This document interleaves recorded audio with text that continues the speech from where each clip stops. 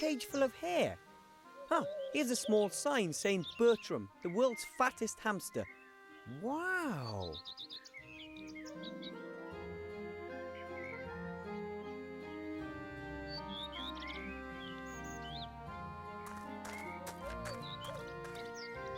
Hello, excuse me. Oh, hello. A young gnome, and he's got outstanding manners to boot. What brings you here? My name's Wilbur Weathervin. I'm from the White Ridge Mountains and I have to speak to the Archmage. Well then, young Wilbur, I'm Willie the Wondrous. What can I do for you? Are you the showman Master Marcus told me about? I don't know which showman your master Marcus told you about, but I am a showman. Willie Whopperman's the name. Some people call me Willie the Wondrous. But I only run my little funfair on the side. First and foremost, I'm a fortune teller.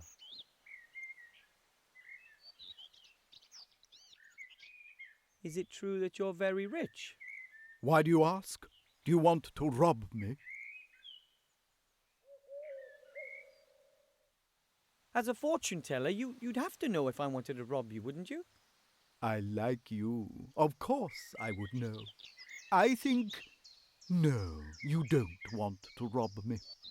What do you want, then? I need a lot of gold to be accepted into the mage school. A pile of gold? Aha. I do have that much gold here, but it's the top prize from the Wheel of Fortune. I can't just give it to you.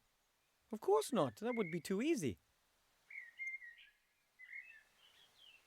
Could I have a go on the Wheel of Fortune, please? With pleasure.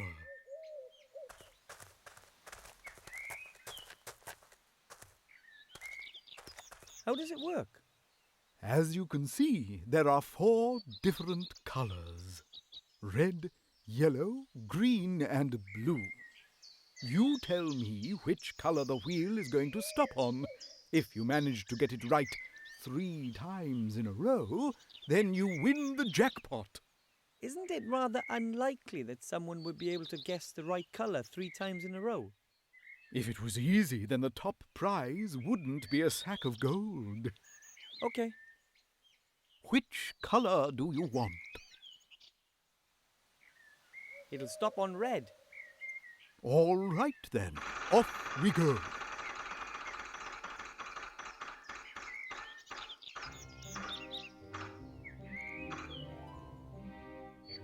Oh, sadly, that was completely wrong. Do you want to try again? I don't think so. The chance of winning is much too small for me. As you wish. You are welcome to try again later.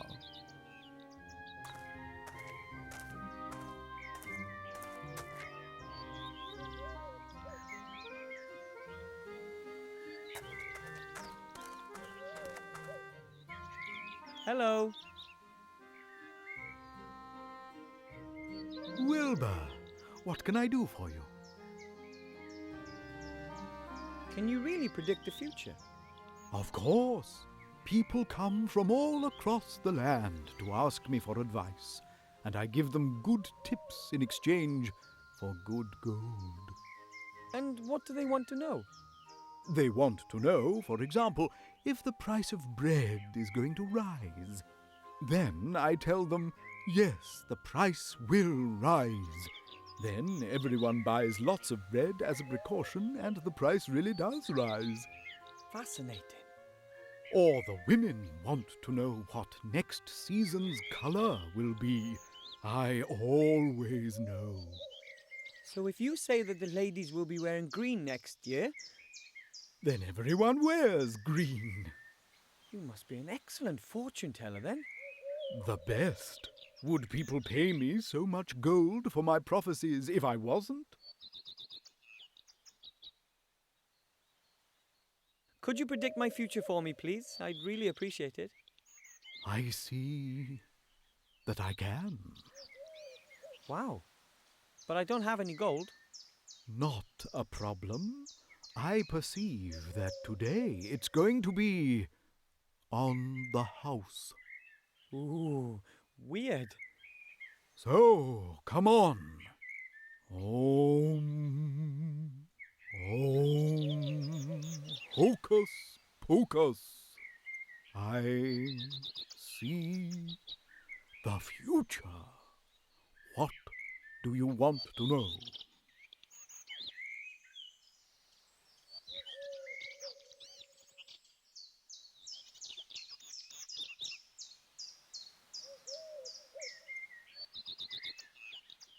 What will the day bring? I see darkness. Uh-oh.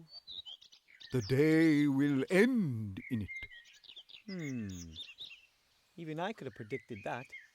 Today you are going to play Wheel of Fortune. And when you do, you're going to ask yourself if you'd have done so without my prophesying it. Do you want to know more?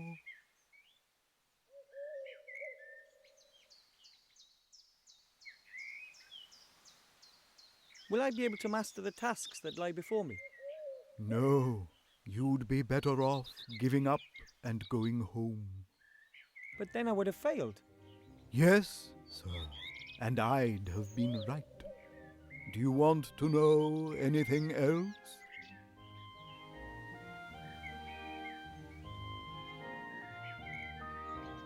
If you can see into the future, tell me what question I'm going to ask next. Well... oh, the connection's broken. I'm sorry. Oh. Your question was perhaps a bit too specific. My gift is very erratic. Thanks just the same. That was very interesting. Ooh, strange.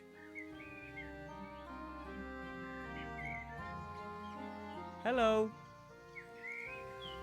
Wilbur, what can I do for you? These cages, what are they for? Oh, the animals used to be part of my fare, but since I started earning my money with fortune-telling, they're just a hobby. Apart from the pigeons, of course. What's with the pigeons? The pigeons deliver my prophecies throughout the land. I work mainly for people I don't know personally. Why? Well, how shall I put it? Should a prophecy not quite come to pass, then it's better to be far away, don't you think?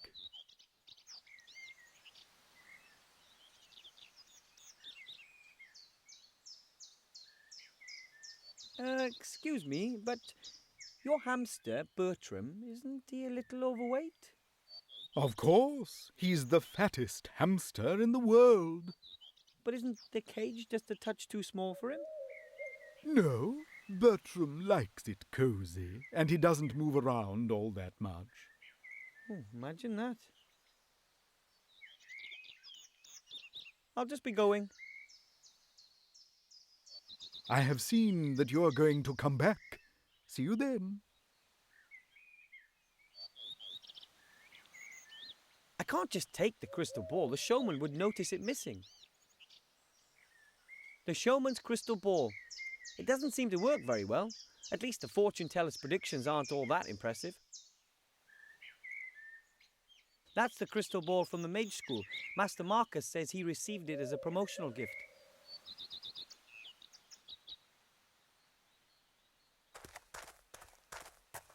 An empty cage, I guess. The sign says, Ziggy the invisible pink squirrel may bite. Please stay back. Ziggy's doing well, I think.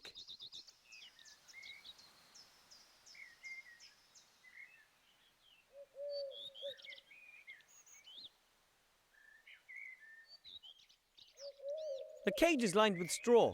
There are lots of pigeon feathers and, well, the other stuff the pigeons leave lying around. I'll just take one feather, a big clean one.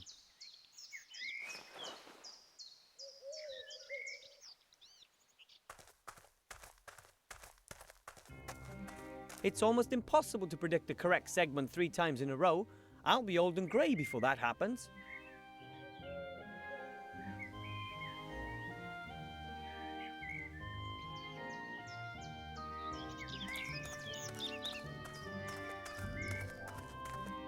Wow! The wagon is like a house on wheels. Probably wasn't cheap.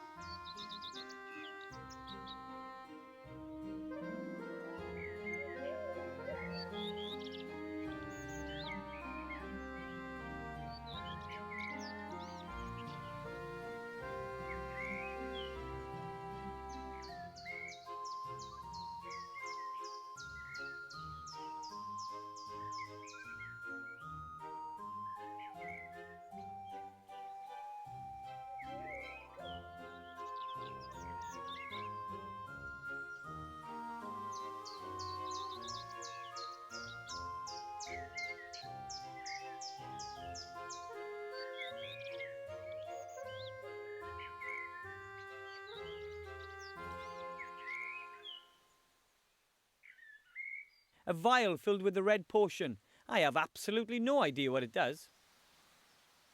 I'm supposed to drink a potion whose effects I can only guess at. On the other hand, hey, what could happen?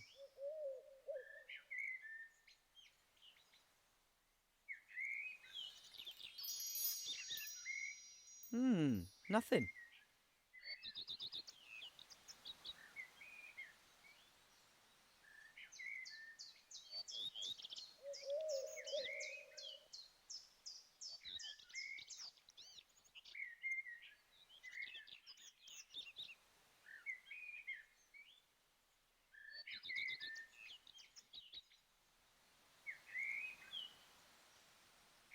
A blue potion in a little vial.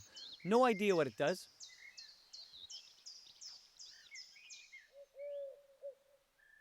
Maybe the second potion will do something.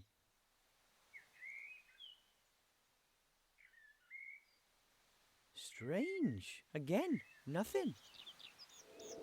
Oh, wait. Everything's spinning. Was that alcohol, maybe? I hope not. I'm not allowed to drink alcohol yet. Oh, back to normal. A green potion. Can't imagine what that's for. I'm only going to take a sip, though, just in case it's alcohol again.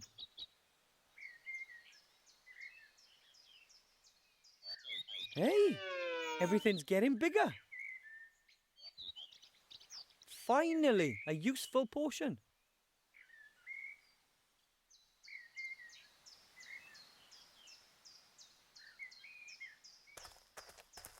How can I do that without the showman noticing anything?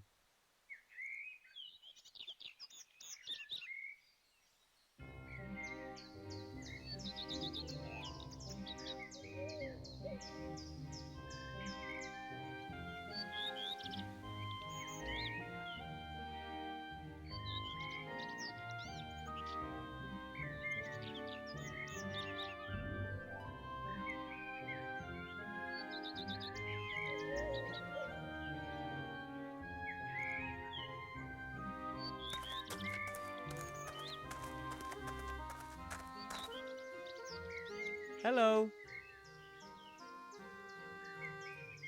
Wilbur, what can I do for you?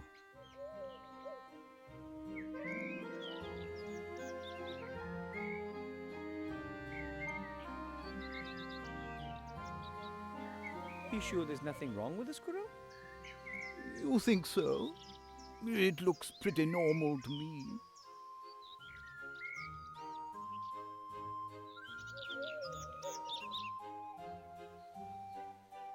That's the crystal ball. You're all right, aren't you? I hope he's all right. It's such an impressive animal, don't you think?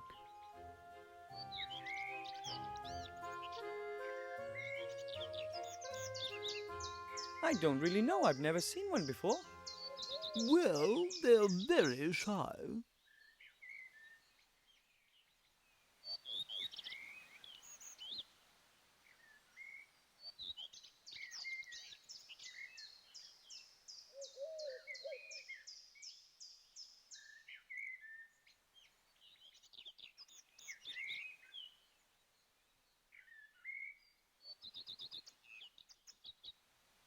Hello.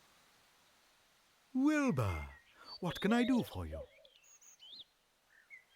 You sure there's nothing wrong with the squirrel? You think so? It looks pretty normal to me.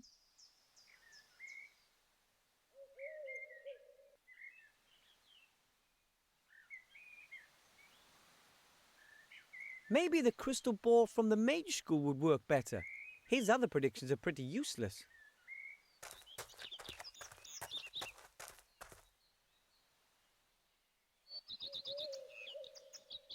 You're all right, aren't you? I hope he's all right. It's such an impressive animal, don't you think?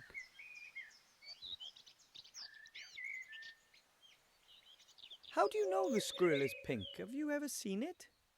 I haven't, but I'm quite sure it's pink. You come across the pink ones more often. Come to think of it, how can it have a colour if it's invisible? The zoologists aren't quite sure. You could say it's still a mystery.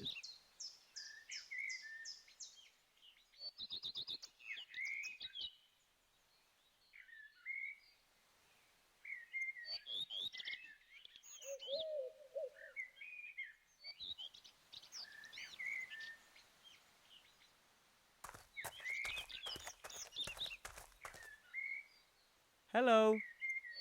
Wilbur, what can I do for you? Could you predict my future again, please? I'd be happy to. Home, hocus poke. That looks a lot different than it did last time. Mr. Wupperman? Hello? He looks like he's completely out of it. Wonder if I can ask him questions. Was that an answer to my question? Can you speak as well? Okay.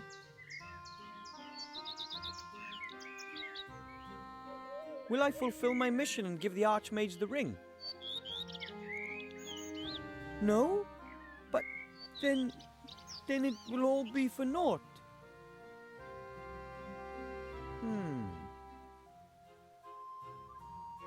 Will something bad happen to me during this adventure? Will I be hurt? Am I going to die? Oh. Then tell me.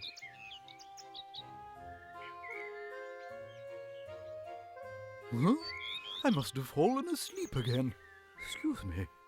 You don't know anymore? No? About what? Oh, nothing. I think he really saw into the future this time, but he seems to wake up after a few questions.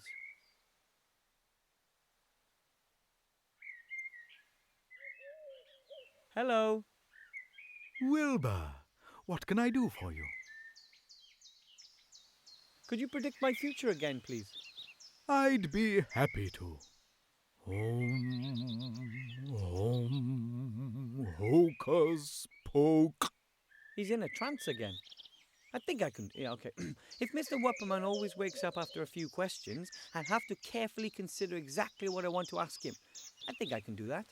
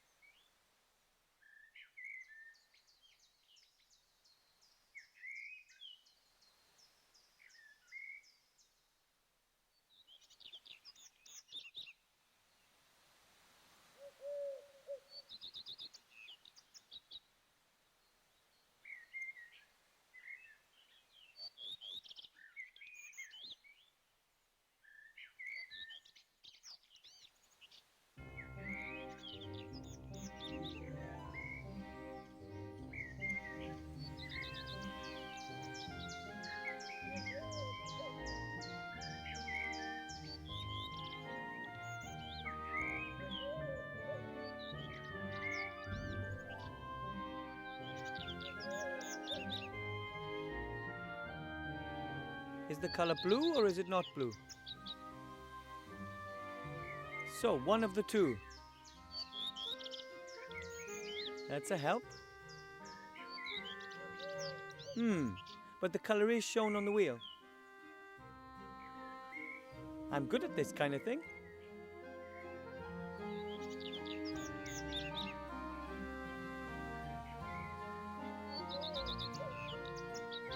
Could you predict my future again, please? I'd be happy to.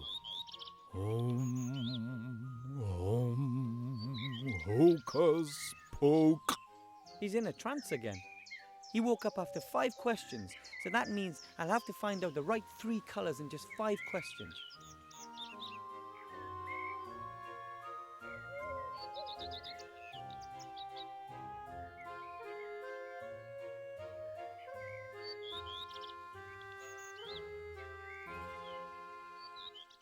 Is it blue or red?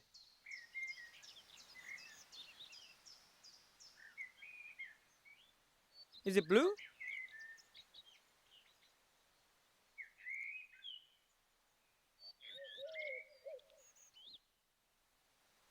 Let's go to the next spin.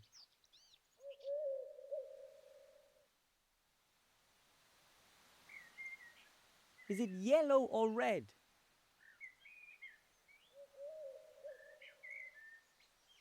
Is it red?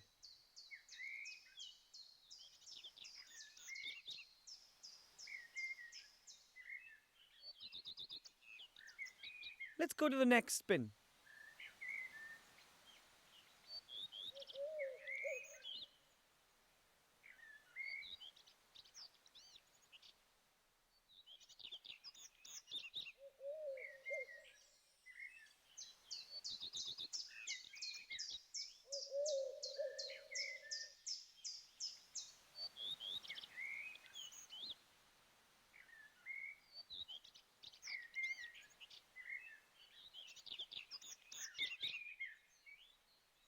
Is it blue or red?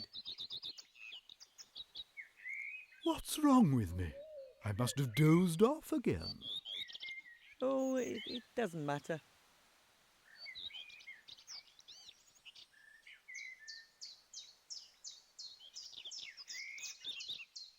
Could we play another round of the Wheel of Fortune?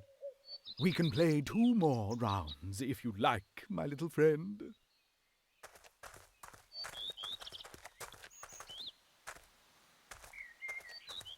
Which colour do you want? It'll stop on red. All right then, off we go.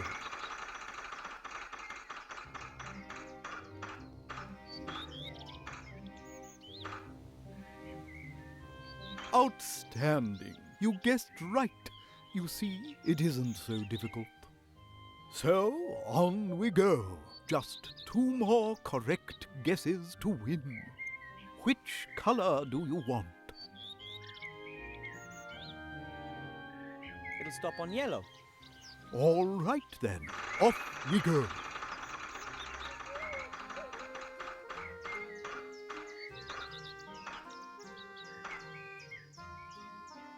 Unbelievable! 2 in a row. Do you know what that means? Not really. Does it have something to do with the space-time continuum? Not quite. It means that you are just 1 away from winning a pile of gold. Oh, the pressure. Which colour do you want?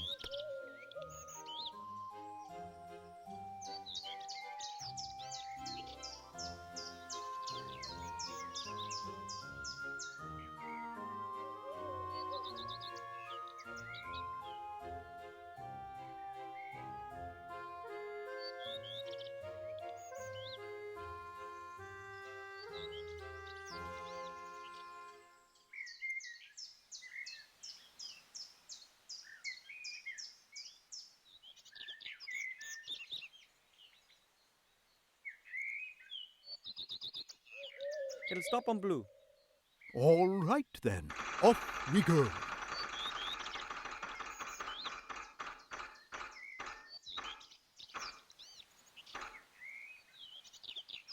Oh, sadly, that was completely wrong. Do you want to try again?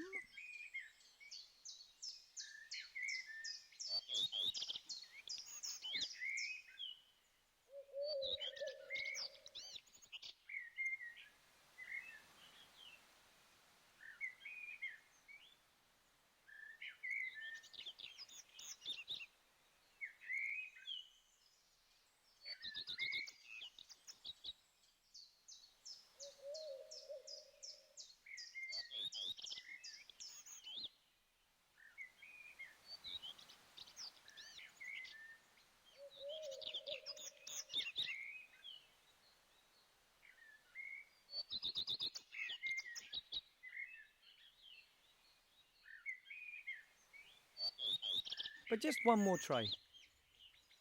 Be my guest. Which color do you want? It'll stop on red. All right then, off we go.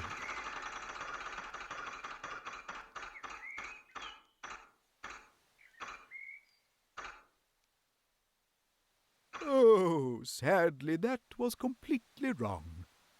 Do you want to try again?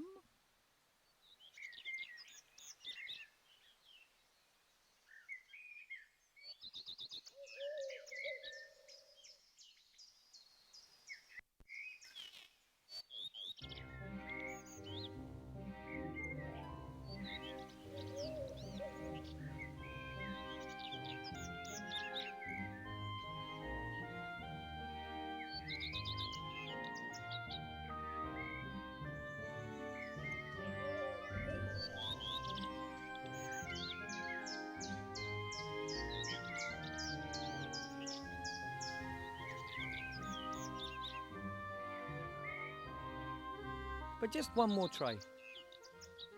Be my guest. Which color do you want? It'll stop on red. All right then, off we go.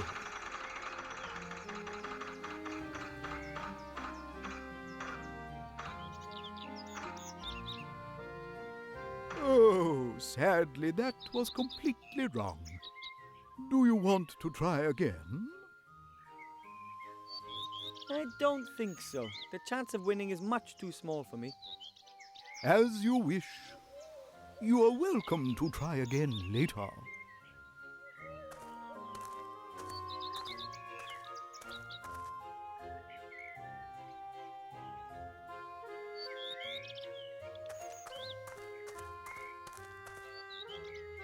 Hello. Wilbur, what can I do for you? Could you predict my future again, please? I'd be happy to. Hocus poke. He's in a trance again. Is it green or blue?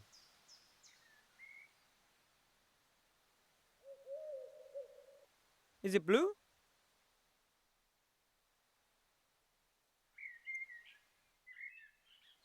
Let's go to the next spin. Is it yellow or red?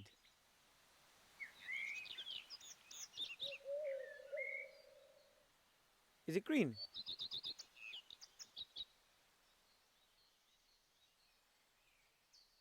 Let's go to the next spin. Is it green or yellow? What's wrong with me? I must have dozed off again. Oh, it doesn't matter. Could we play another round of the Wheel of Fortune? We can play 2 more rounds if you like, my little friend.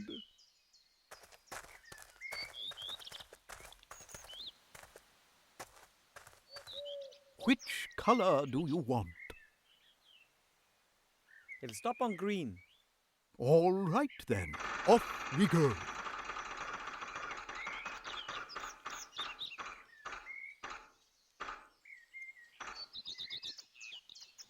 Outstanding. You guessed right. You see, it isn't so difficult. So, on we go. Just two more correct guesses to win. Which colour do you want? It'll stop on green. All right then, off we go.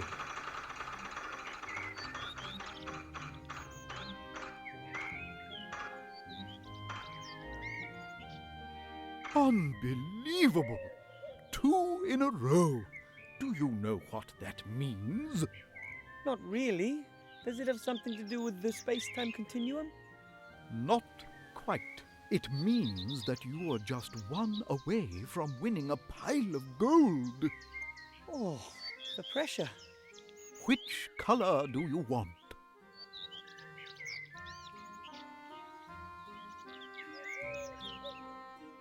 It'll stop on green. All right then, off we go.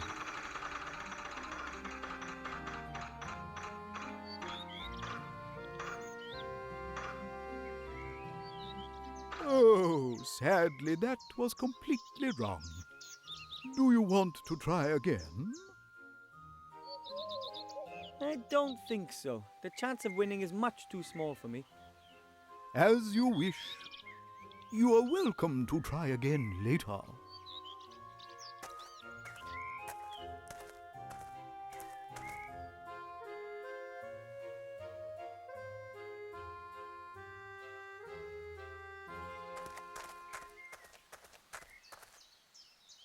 Hello. Wilbur, what can I do for you? Could you predict my future again, please? I'd be happy to. Hocus poke. He's in a trance again. Is it red or green?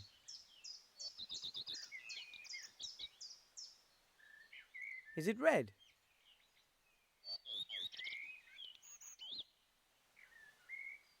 Let's go to the next spin. Is it red or green?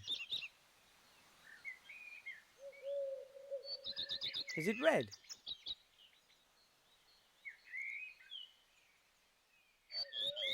Let's go to the next spin. Is it green or yellow? What's wrong with me? I must have dozed off again. Oh, it doesn't matter. Could we play another round of the Wheel of Fortune? We can play 2 more rounds if you like, my little friend.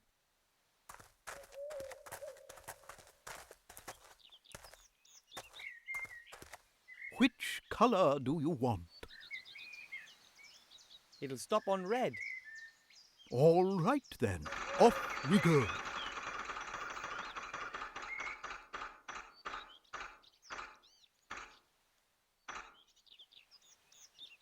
Outstanding! You guessed right. You see, it isn't so difficult. So, on we go. Just 2 more correct guesses to win. Which colour do you want?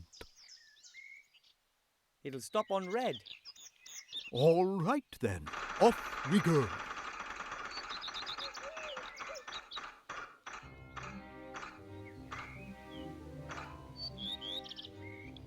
Unbelievable!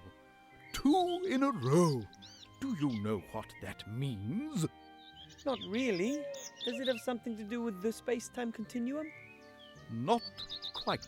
It means that you are just 1 away from winning a pile of gold. Oh, the pressure. Which colour do you want?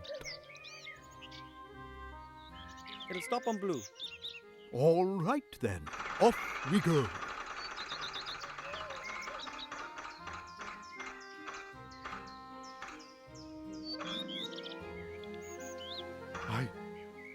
I don't believe it.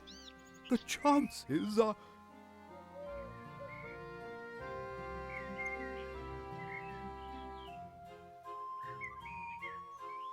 Roughly 1 in a million?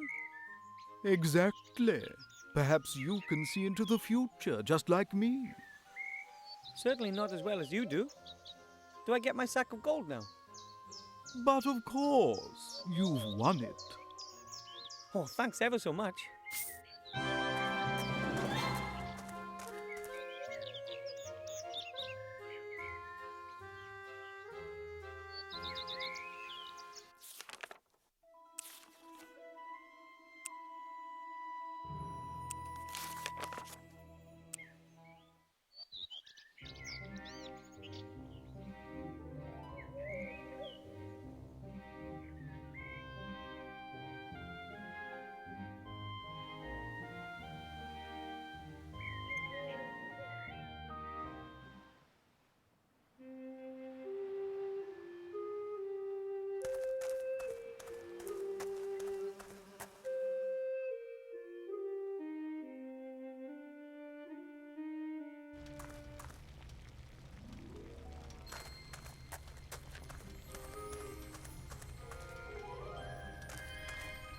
Master Marcus? Yes?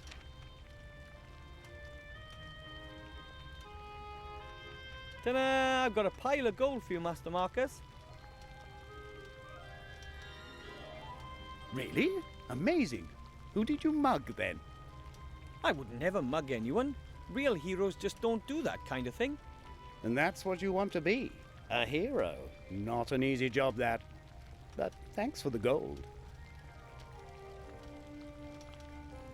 I went to the merchant and tried all his magic wands. None of them worked for me. There could be two reasons for that. Either he didn't have the right wand for you, or there's even less magic in you than I thought. Perhaps you didn't want it enough. As you know, you've really got to believe. And I can't train you without a wand. I'll find a wand. Yes, of course you will. That mirror over there, what's its story? Oh, that's a very special mirror. It's a magical mirror.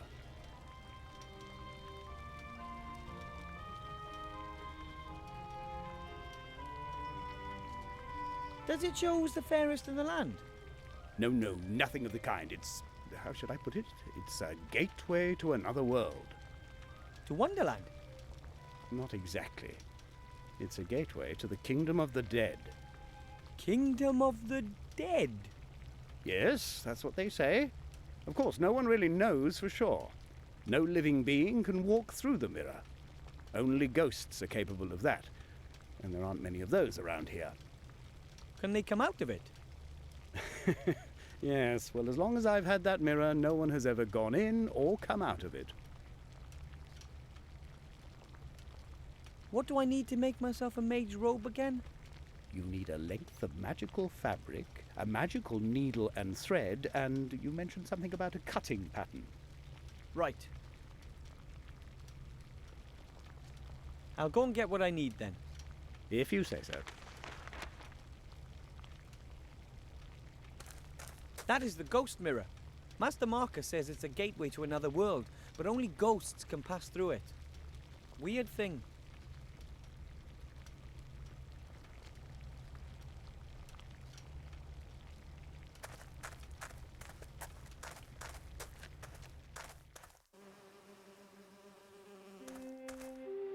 Hello, Mr. Merchant. Ah, you. Why is that rat still alive? I'm working on it. Well, good. What do you want?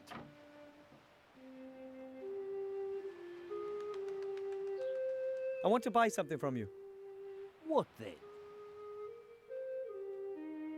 I need some magically treated cloth. About a roll. Yep, I've got that here. That's 2 gold per thigh.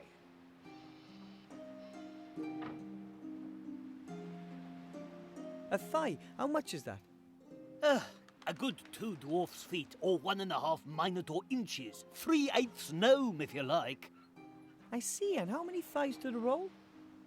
About 1 1/4 sea stone rods. That's about 2.5 fathoms, right? That should do it. That seems pretty expensive to me. The prices have just gone up. You just can't imagine how much demand there is for magically worked cloth when there's a war on.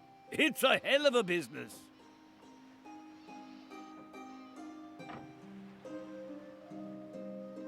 I don't see anything I want to buy. Maybe later. I have to go. Maybe I'll come by later. If you have to.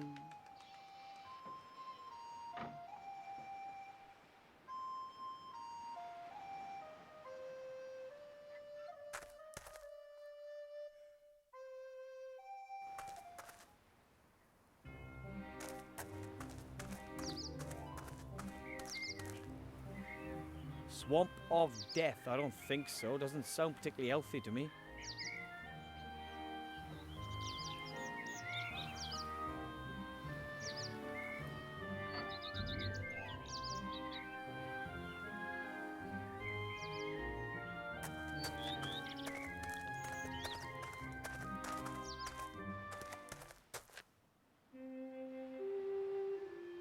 The moving companies must have earned a fortune when the city was abandoned. They earned some good coin.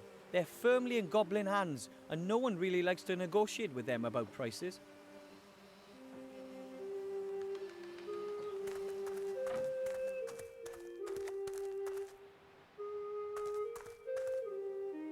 Somewhere down there in the sewers, the King of Thieves has his realm. But I'm much too large to fit down there. Okay.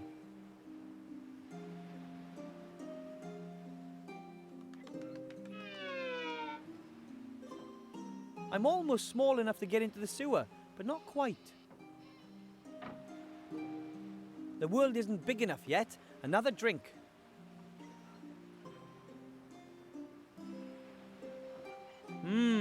Nothing. It seems this potion only enlarges the world to a certain size and no further.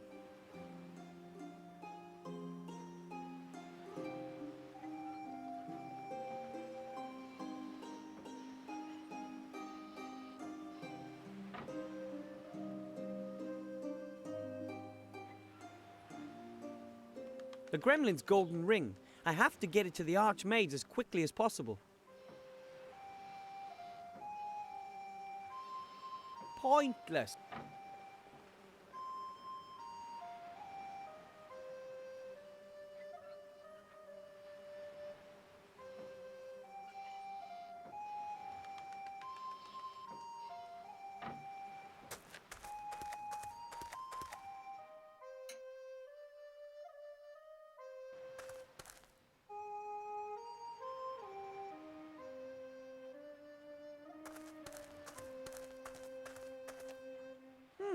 A roll of transparent tape. Oh, it's sticky.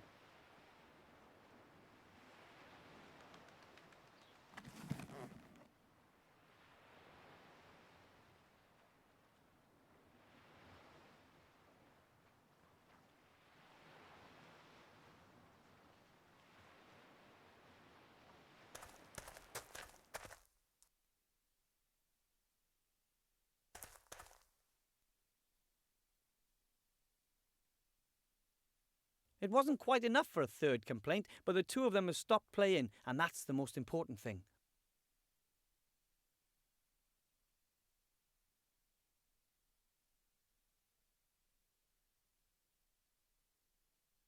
The safe is locked, and there's no way I can crack it either.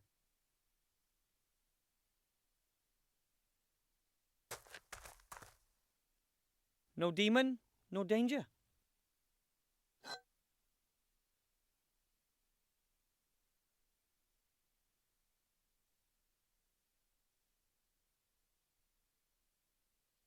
Now I can write anything, anytime. But what? And on what?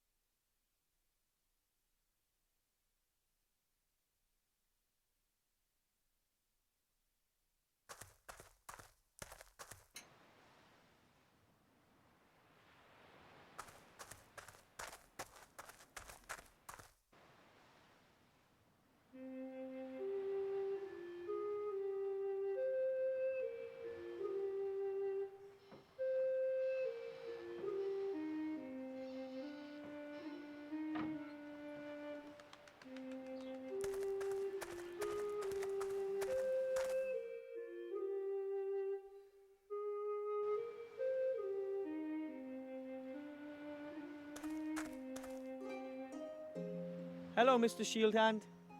Hello, Willowbrush. What do you want? According to Master Marcus, I really do have the potential to become a mage. Marcus is teaching again. Yes, and he wants me to be his pupil. I can imagine that. And what does he want? I just have to bring him a magic wand and a mage's robe. And what else? Well, that and a pile of gold. There you go. He just wants to rip you off. Believe me, you can't become a mage. Don't throw your money down the drain. You'll see. I'm off to get my mage diploma. You'll see.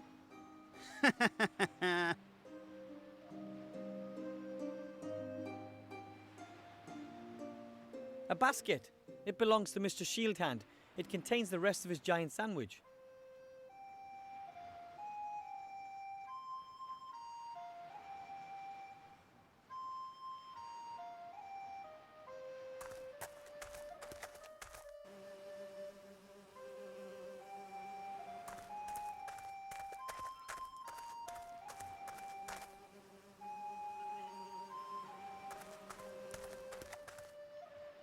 Hello, Mr. Merchant. Ah, you. Why is that rat still alive? I'm working on it. Well, good. What do you want? I tried to get into the sewers, but I'm too big. I bet you haven't been able to say that too many times, eh? I've got something for you here. It's a shrinking ring. It makes the wearer shrink.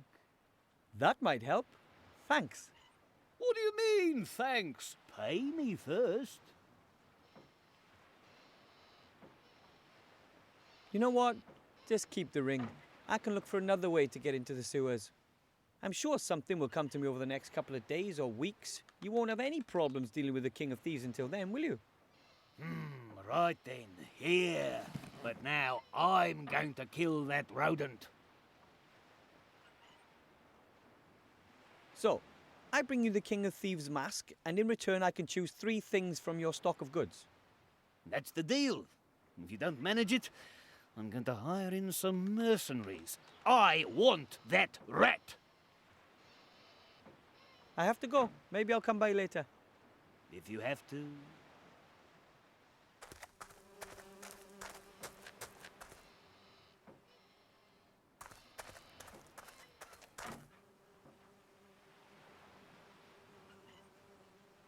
Let's see if it works.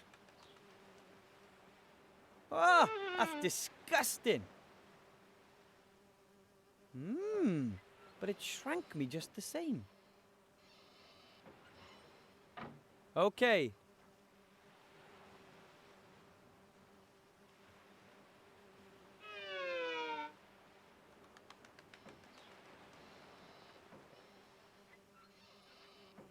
Needs must.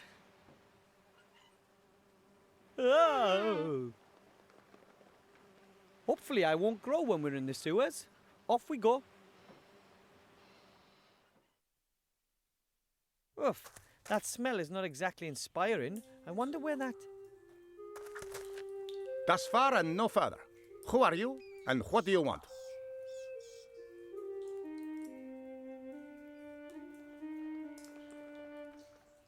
My name is D'Artagnan, and I'm the world's greatest fencer. En garde! Wouldn't it be more impressive if you at least had a sword? That wouldn't help me much either. In reality, my name is Wilbur Weathervane. I'm a powerful mage. Almost.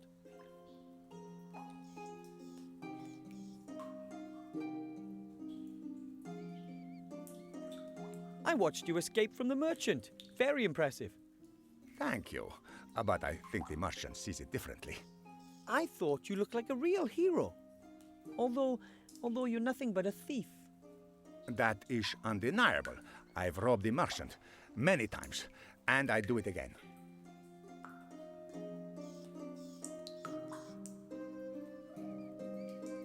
Why do you do it? Why do you steal?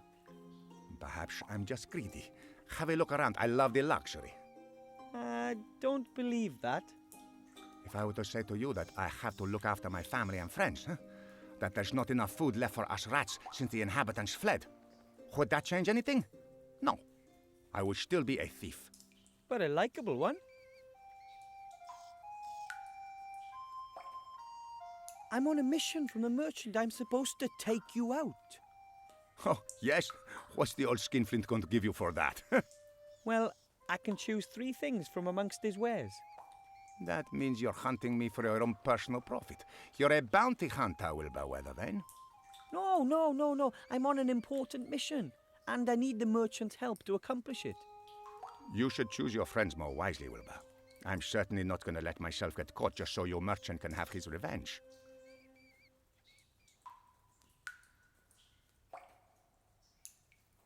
But you have to steal. Can't you find some other way to get food? How? Cultivate cereals down here and then bake bread? We're rats. We haven't got sensible thumbs. You could leave the city. There's more than enough to eat growing in the fields and woods. I would go, but how should I get the others out there? Some of them are so weak they are walking on all fours. I can't leave anyone behind. Who lives down here beside yourself? Oh, lots of interesting people. My family and all the other remaining rat families, of course. Uncle Juan joined us recently. He used to have a good life in a dwarf bastion, but then a wild robot savagely attacked him. He fought for his life. Bravely. Oh, how terrible. The poor hero still wakes up screaming. But apart from us rats, there are a few slime monsters, giant spiders, a couple of skeletons. All the stuff that young adventurers expect to find in a sewer. Do a lot of people come down here? Not so much recently. In the past, when the town was more lively, there was always adventurers coming here on the strangest of missions. It was almost as if there was someone standing up there, sending the newbies down the sewer in droves. Crazy. But I have to bring the merchant your mask, otherwise he won't help me. And then I won't get accepted into the mage school. Which means I'll never be a powerful mage. Which means I won't be able to see the archmage. Which means I won't be able to give him the ring, which means I'll have failed. Quite complicated, no? You should see my quest log. In any case, I'm supposed to take you out and then give the merchant your mask. Do you want to kill me? No, Could you kill me? that's another no. Then you should come up with another plan.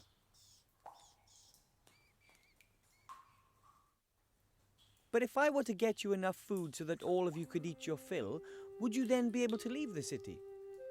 Sure, but where are you going to find all that food? Are you going to steal it? Is it theft if you take some bread for a family of starving rats? Yes. But we would never forget it. Us rats can help you, you know. You could be of help? If you want to be a mage, you've still got lots of work ahead of you. And you'll be surprised what you can find down here in the sewer. We can get you lots of things you won't find anywhere else. Would you do that? Of course. That's the deal. You get us something to eat and make it a generous portion. And in return, we'll help you become a mage. But I still need your mask. Sorry. Okay. If you insist, then I'll give you my mask too. But first, you must bring us the promised food. No problem, I hope.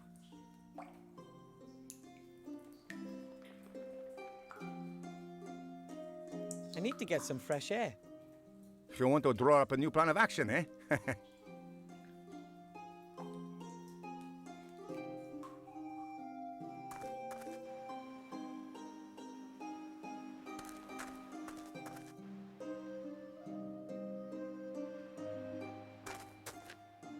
The sandwich would be just right for the rats, but I can't just take it from his basket. Mr. Shieldhand would notice.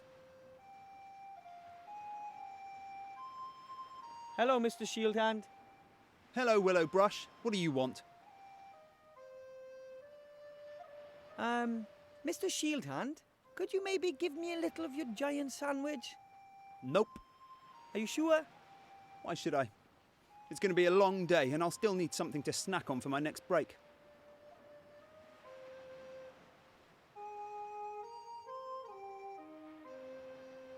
And how about if we compete for the sandwich in a thrilling game, mano y nomo? What kind of game? You give me a number between 1 and 100, and if you're wrong, I get the sandwich. And what do I get if I'm spot on?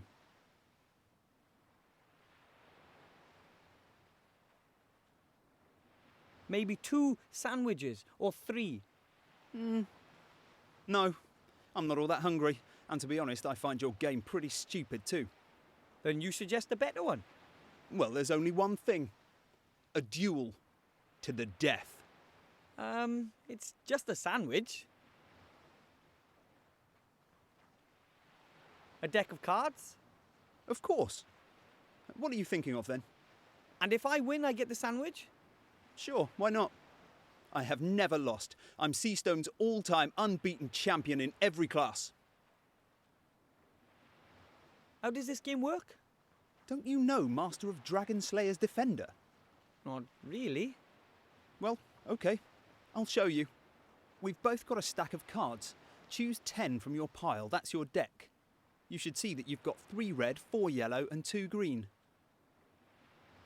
But you've also got a specialism in polearm weapons and... But only if your magic is light-based, with fire magic or earth magic. And those are the rules, more or less. Get it? All right. But it seems like you don't stand a chance of winning unless you have very good cards. That's not a problem. I've got very good ones. So, are we going to play a game? Okay, then let's play a round. But I don't have any cards. I know. I'll lend you some. Of course, I can't give you the impossibly good cards. They're too valuable. I'm afraid you're going to have to put up with the not such good cards. All right, away we go. Yeah, boo! I'm the unbeaten champion! Yes, yes! I could beat him. It's just my cards. I don't have a chance with these.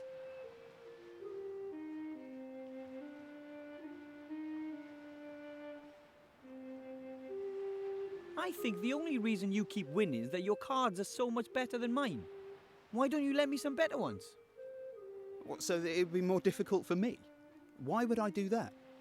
If you don't want to ensure a fair game, then I'll do it. I'm going to get some better cards. Good luck then.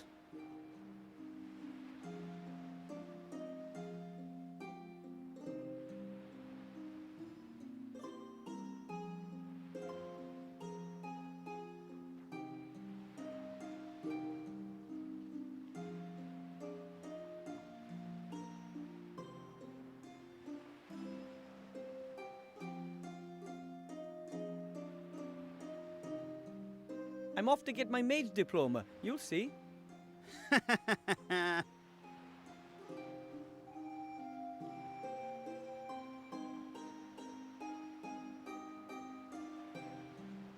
Those are the cards that Mr. Shieldhand gave me. They're much worse than his cards.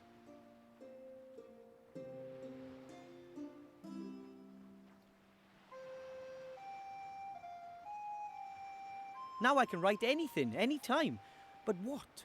And on what?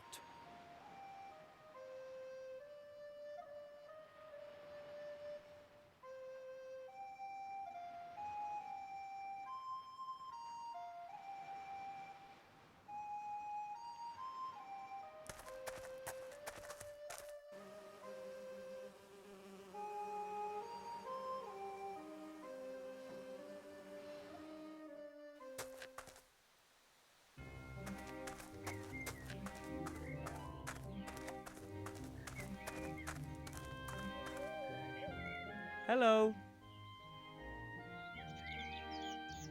Wilbur, what can I do for you? I'll just be going. I have seen that you're going to come back. See you then.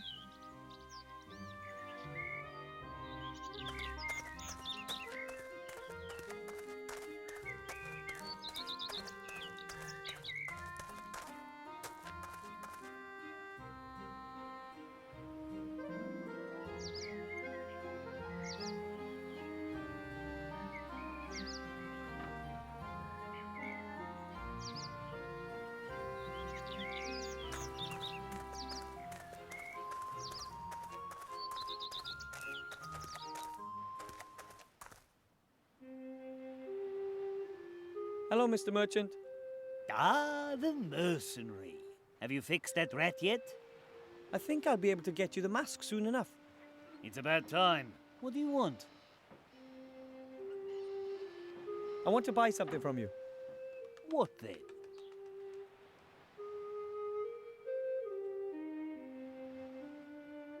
I would like to buy some Master of Dragon Slayer's Defender cards. Oh? What's that then?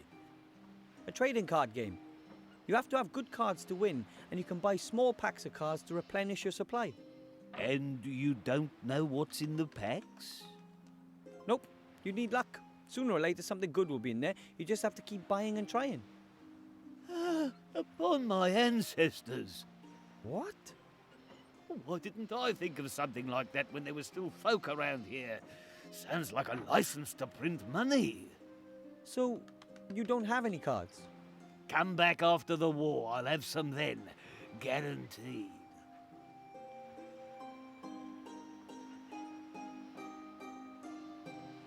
Could I buy something to eat? Bread, fruit, or meat? Ha! And where would that come from? Farmers don't deliver to ghost towns. And everything I had in stock has been nicked by that damned king of thieves. Oh, too bad.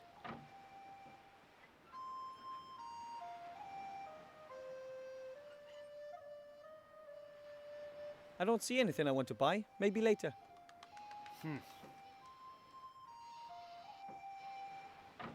I have to go. Maybe I'll come by later. If you have to.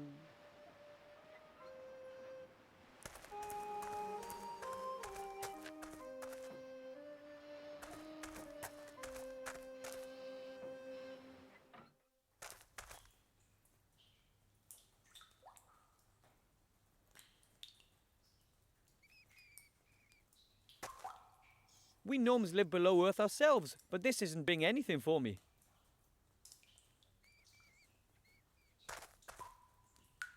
Mr. King? How can I help you?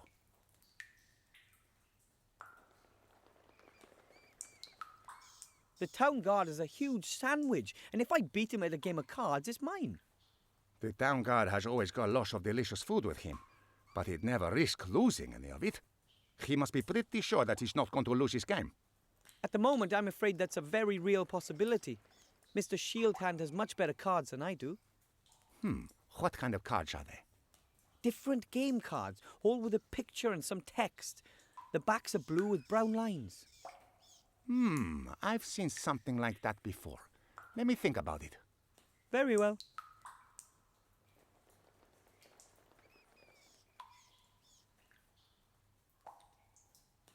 I need to get some fresh air. You want to draw up a new plan of action, eh? Mr. King? How can I help you?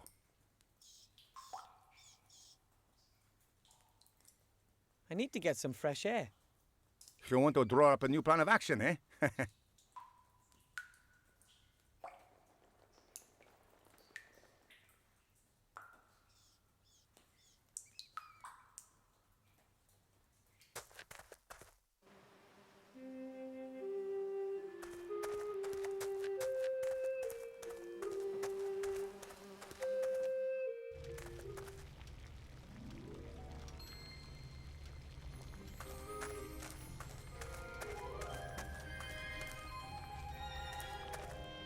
Master Marcus? Yes? Do you know anything about card games? Have you played Master of Dragon Slayer's Defender? Yes, I played it for a while, before Wob came out, but I always lost to Shieldhand. Back then, he was still old Pew's assistant. He always went on and on about how great he was. No wonder with those cards. I'm playing against him at the moment and I don't have a ghost of a chance. I wouldn't mind seeing young Bartholomew knocked from his throne. Here, these are the best cards I've got. Thanks. I'll put them in my deck. Then I can use them in the next match. Give him all you've got. I'll go and get what I need then. If you say so.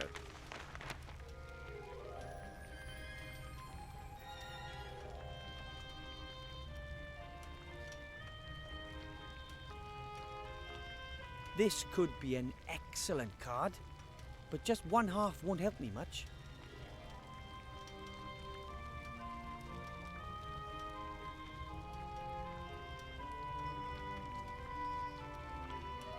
Those are the cards that Mr. Shieldhand gave me. They're much worse than his cards.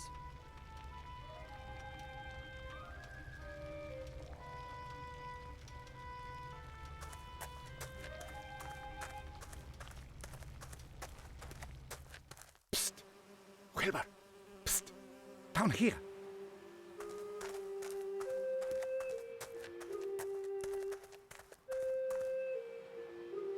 Hello, what's up? I've got something for you. A game card? I knew I seen something like that before. It was swimming around in the sewer, but it stayed dry. It's got a protective coating, you see? It seems to be part of a special card. Auntie Juanita said that the owner threw himself from a tower after he accidentally dropped it down the drain. Wow, thanks. I hope it helps you. Good luck.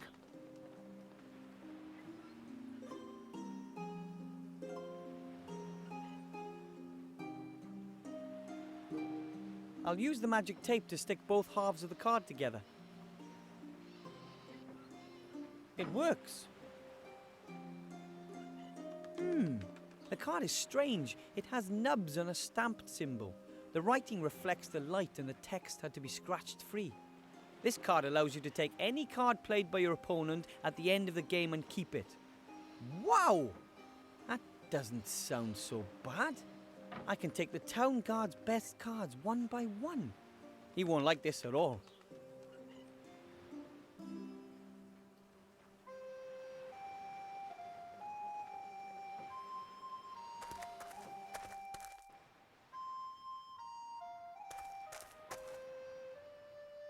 Hello, Mr. Shieldhand.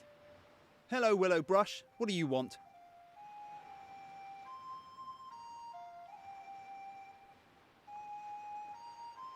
I actually did find a card. Take a look at this. Is this a special card? I'm only asking because of the nubs and such. It's damaged. It's almost as good as new. No, unfortunately. Absolutely no damaged or repaired cards can be used in play. But I know the rules exactly and I can make no exceptions. You're not allowed to use that card. and you're certain you didn't just make that up? What? I'm off to get my maid's diploma. You'll see.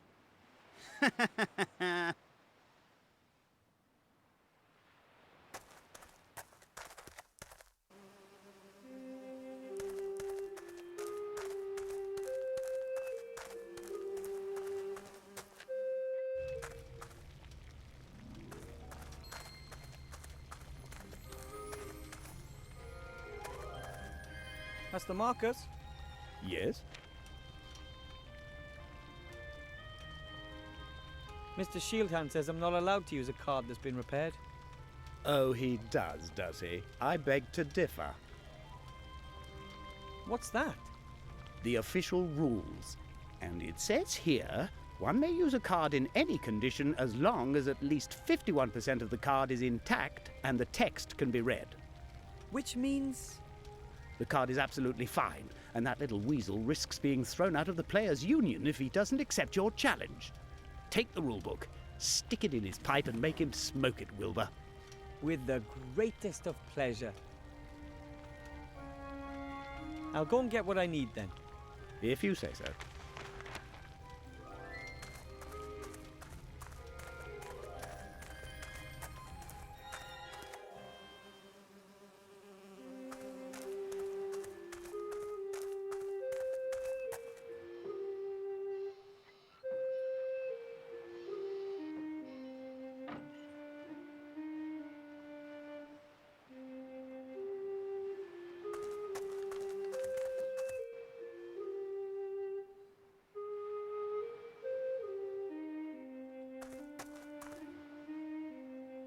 Hello, Mr. Shieldhand.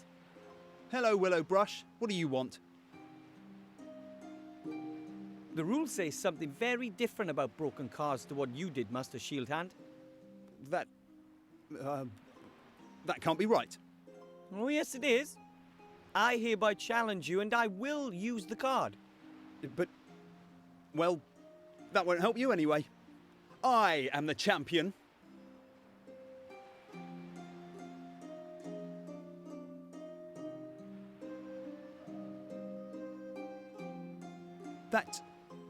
That's impossible.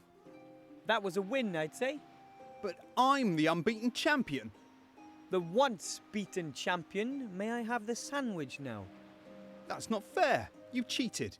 I want a revenge match.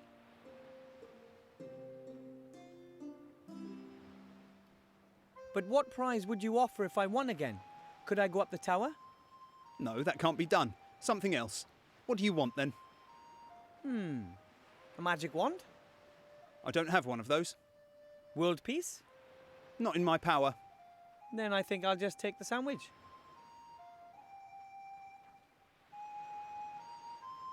We agreed that I get your sandwich if I beat you, and I won. But I'm not going to give it to you. I want revenge.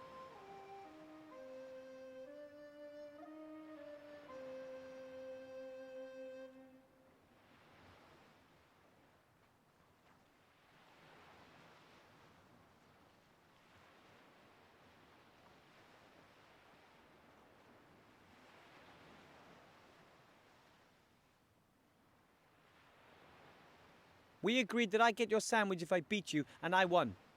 But I'm not going to give it to you. I want revenge. I won. Fair and square. And that's exactly what I'm going to tell everyone too. Oh, that's not possible. I'm the champion. Me! Nobody can beat me. How about this? You give me the sandwich, and I'll just forget about ever having beaten you. And I want my cards back. All the cards. Yours too. We've never played. And I get the sandwich? That's it. And this won't ever be mentioned again, okay? All right.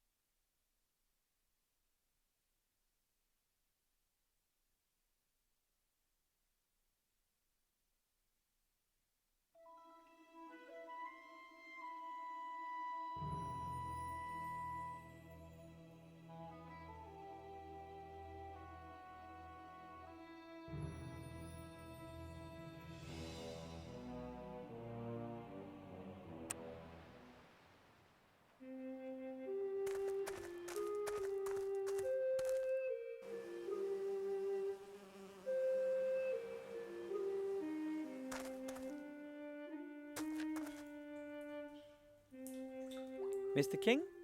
How can I help you? Ta-da! Mr. King. I have a big sandwich here for you. I know you mean well, Wilbur, but that sandwich isn't close to being big enough for all of us. It's got to be much, much bigger. How big? About a human foot long. But that's how long this one... Oh, was.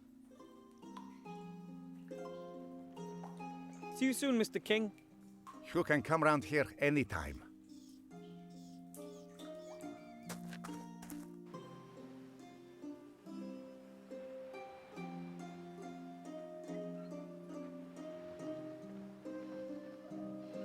That should be a feast for the rats.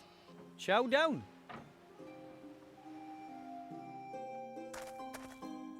Wilbur, did you bring that thing here?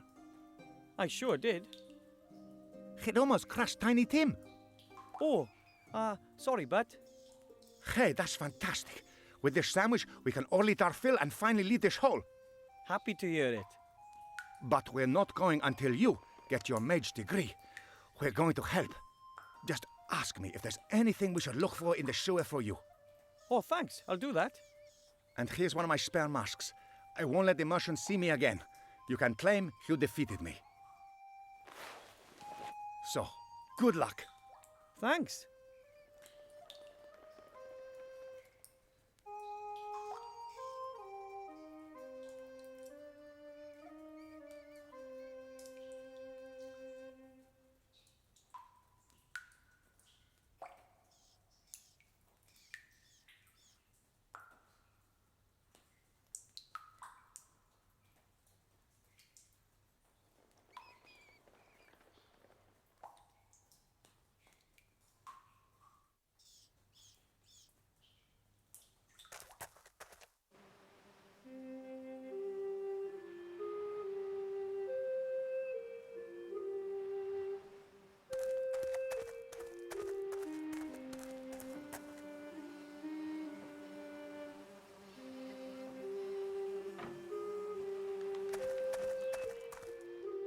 Hello, Mr. Merchant.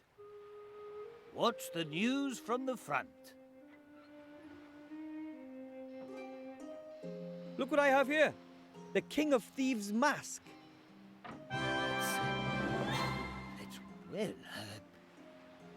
That's what I've said all along. If you want something done, then you have to do it yourself. That's right.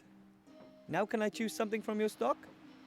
Yes, a deal's a deal. You can choose 2 items. 2? We agreed on 3. I don't think so. I still remember exactly. You bring me the King of Thieves mask, and I'll let you choose 2 items as a reward. But nothing from my deluxe range. But... No arguments. You've earned it, my boy. I want to collect my reward.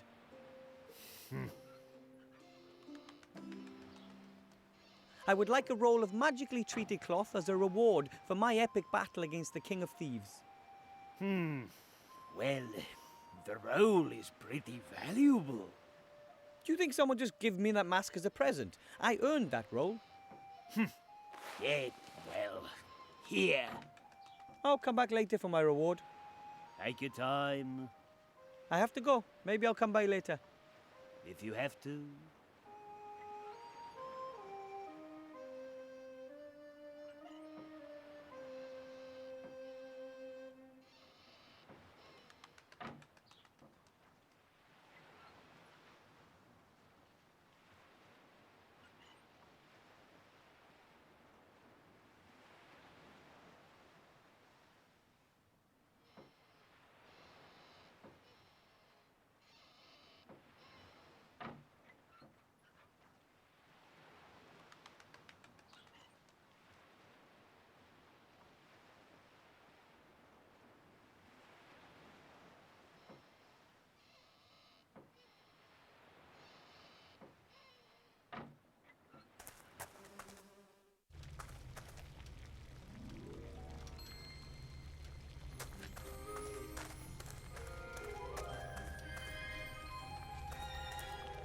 Master Marcus, Yes?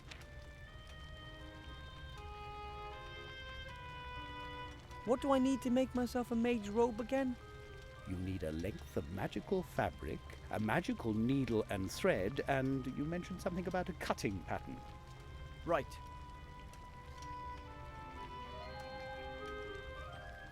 I'll go and get what I need then. If you say so.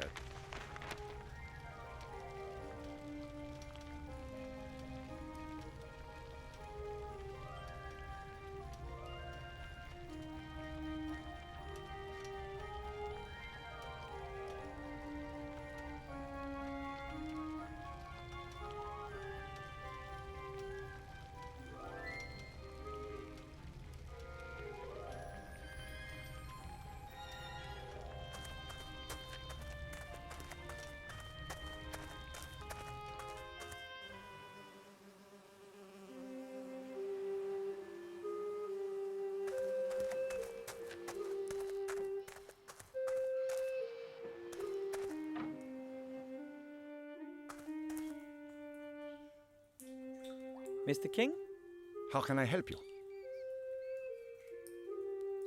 could you rats look for something in the sewers for me? Sure. What do you need? I have to sew myself a mage's robe. Could you see if I can find a pattern? A pattern to make a mage's robe. In gnome size. Not such an easy feat. But there used to be a large tailor's workshop in the east of the town. It is possible that young mage novices also got their robes there. I'll send some rats over. That'll be nice of you. Maybe there's still something there. You wouldn't happen to have a magic wand, would you? Maybe we do. Many mages have come into the sewers over the years. Some of them never left. Could you have a look for a wand for me? Sure. If we find something, we'll hang a white flag in front of the entrance to the sewers and place the wand there. Okay? Great, thanks. And now for something completely different. Take care, Mr. King. Take care, my friend.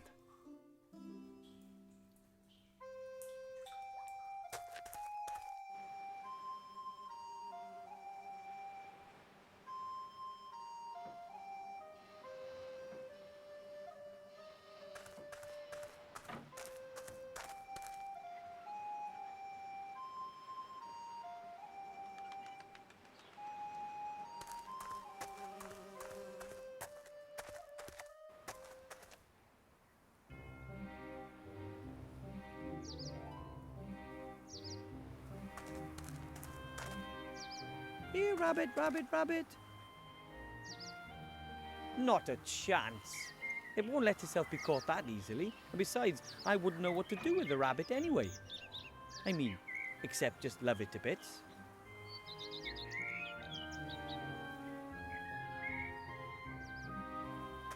I already have enough creepy crawlies, thank you.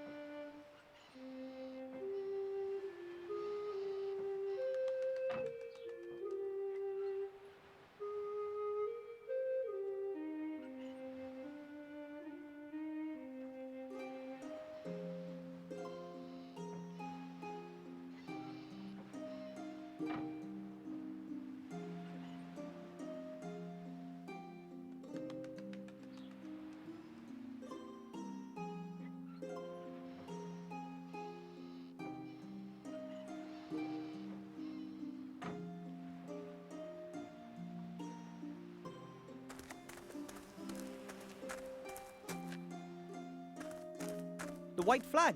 The King of Thieves has something for me. Let's see. Ooh, there's a piece of paper in there. The good old King of Thieves. This is a pattern for a human child's mage robe. That should fit. Well, I might just have to let out the waist a touch.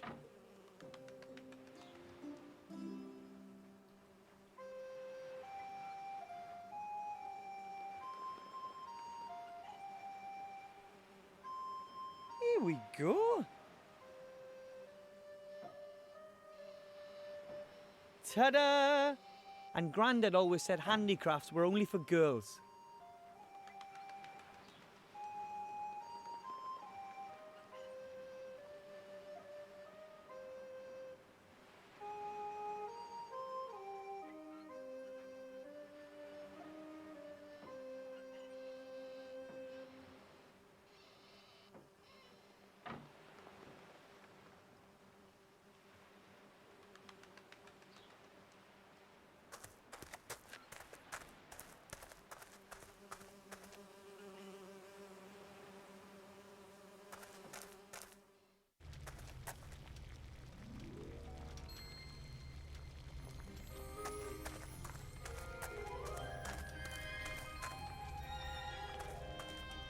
Master Marcus?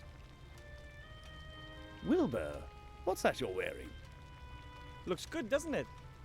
If I didn't know any better, I'd say there's a little mage standing in front of me.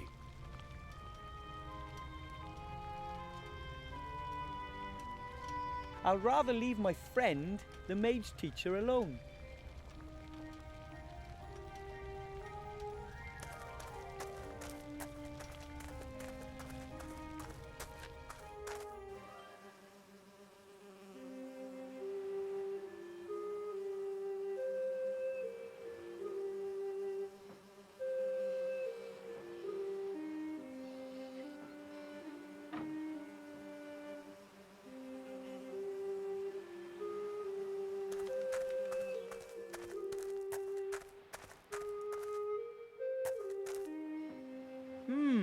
Let's see. There's something there. It's long and thin. A magic wand. But that by itself doesn't help much. Whew. It works! It works! This is it! This is my wand! No magic in you, my Aunt Fanny.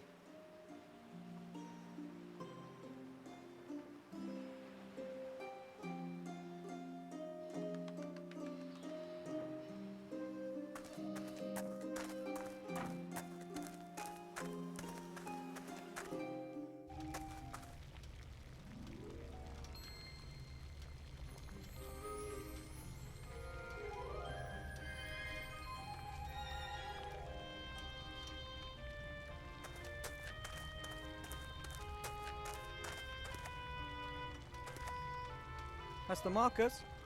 Yes? I found a magic wand. Excellent. But like I said, you can't just use any old wand. You have to be... It shot a fountain of sparks. Really? Mm-hmm. That's unexpected. Congratulations. Thanks. So, I've fulfilled the conditions for admission. I have the robes, the magic wand, and a pile of gold.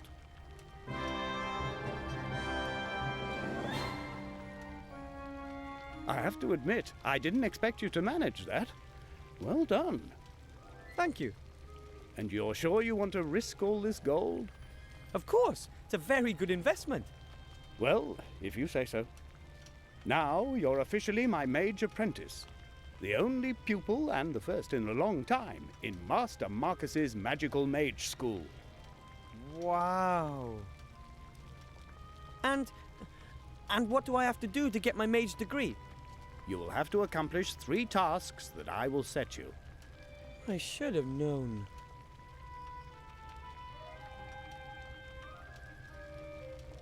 What do I have to do to become a mage? What kind of tests do I have to pass?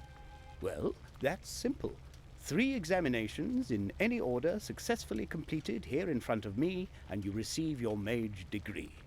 In one, you have to brew a magical potion. Herbs, potions, and tinctures are an important branch of magic. Another involves you coming into possession of a powerful magical artifact. It's important to own precious magical objects. It distinguishes us mages from the general population, and they can be very useful. And of course, you have to perform at least 1 spell. Whatever you like. Perhaps something with sheep? Well, that doesn't sound like a walk in the park. No, you can't have your gold back. I did warn you beforehand. I'll make it. Don't you worry.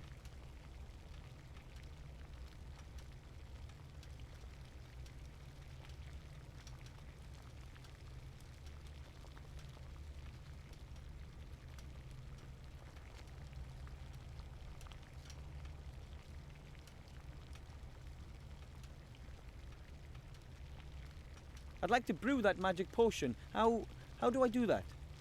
In principle, it's just like cooking. You have to get hold of the ingredients and then mix them all together in that big cauldron over there. That's it?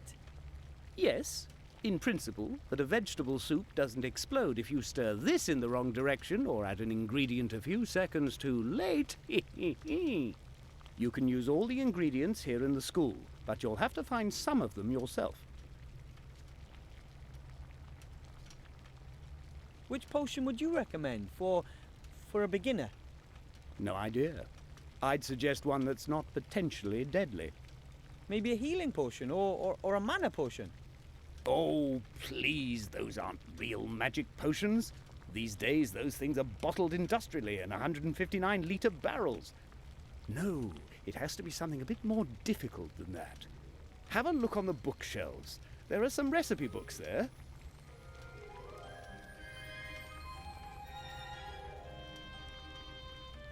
I have to study some more. Goodbye, Mr. Teacher. Goodbye, little pupil.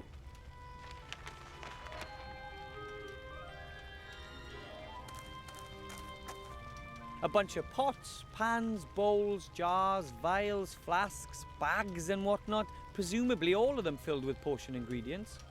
Until I know what I need for my potion, there's no point in even starting to look.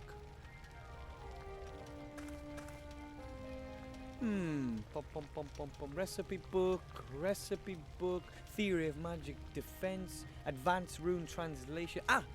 Here it is, potions and elixirs.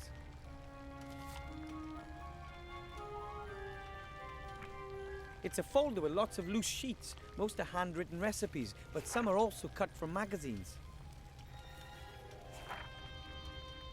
This doesn't look too bad. The Power of Elixir, step-by-step instructions for beginners. Power elixirs grant superhuman strength and increased confidence. That's the one for me.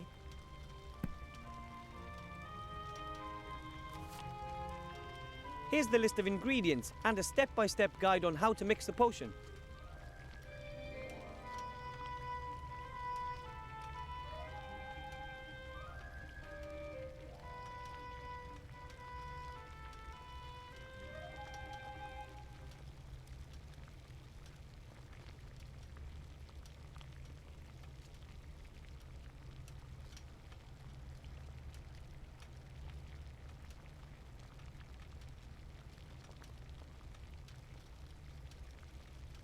I'd better see about getting the ingredients first. Some of the containers have little labels, while some don't. Hopefully I'll be able to find most of the ingredients I need here. Otherwise I'll have to look elsewhere. Peppermint. Hey, I need that for my potion. Could be fresher. It'll have to do.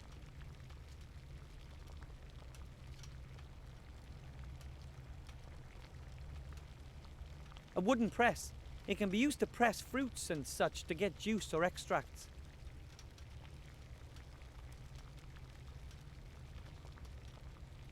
I'm only brewing one potion, so I'll take just one vial. There's no label on this box. It's full of fat white grubs. They must be asthmatic trans fat maggots. I'll take them with me.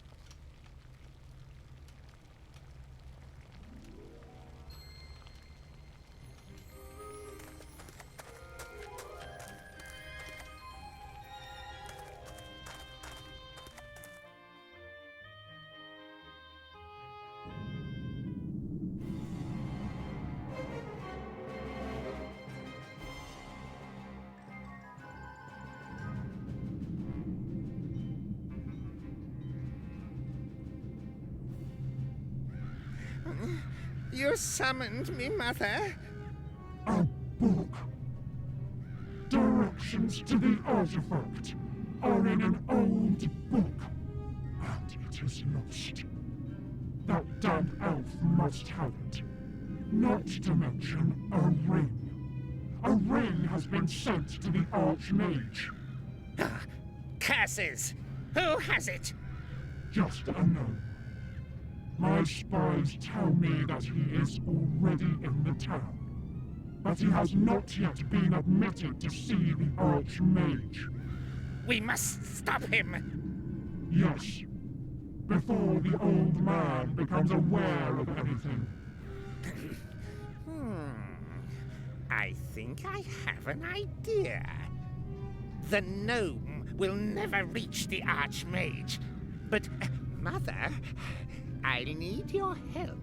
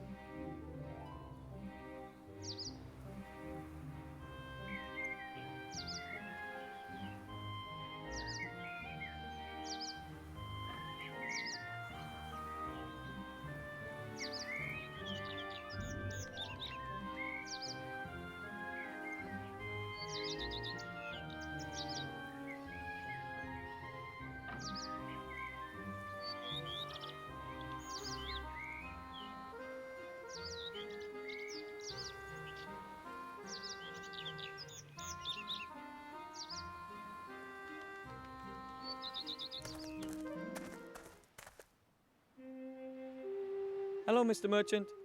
Ah, the rat killer. What do you want? I want to collect my reward. I'm looking for ingredients for a magic potion. Do you carry anything like that? No, I only sell ready-made potions. All those creepy crawlies, pus essence and poisonous plants aren't for me. I'll come back later for my reward. Take your time, I have to go. Maybe I'll come by later. if you have to.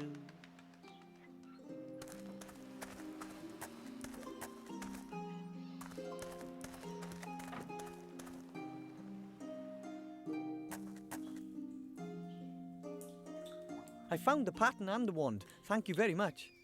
My pleasure, Wilbur. Let me know if you need anything else.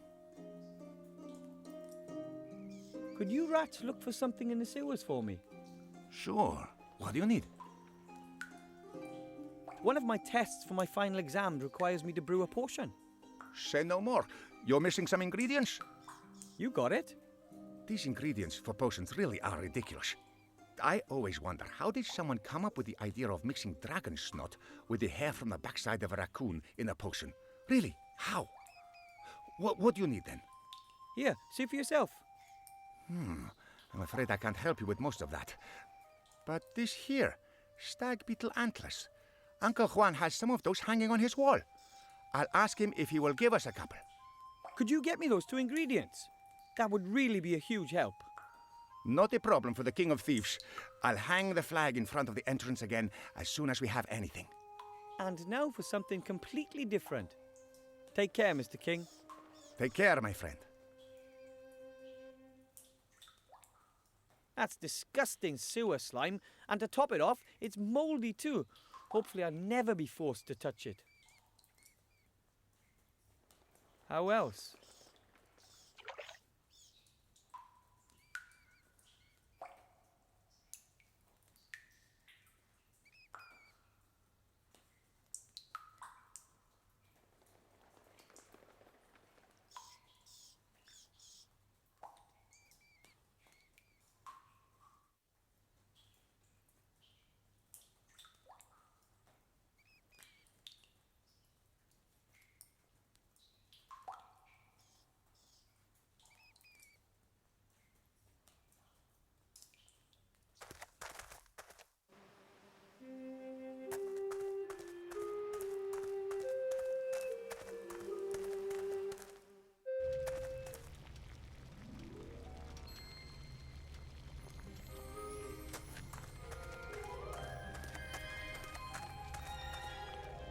just put the fresh mouldy slime in the press. Ugh.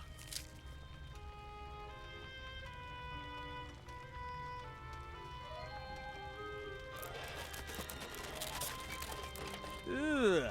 Tasty. Mouldy slime extract.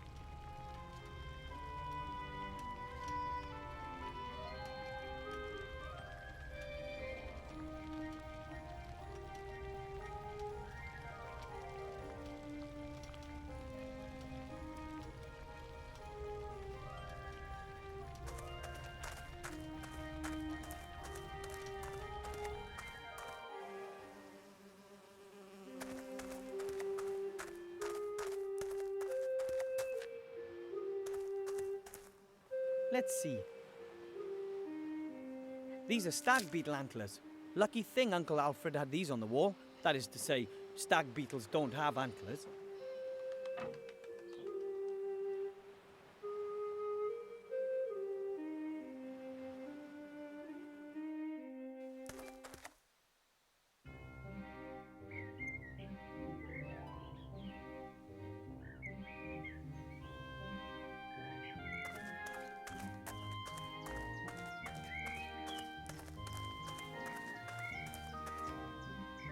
Hello. Wilbur, what can I do for you? I'll just be going. I have seen that you're going to come back. See you then.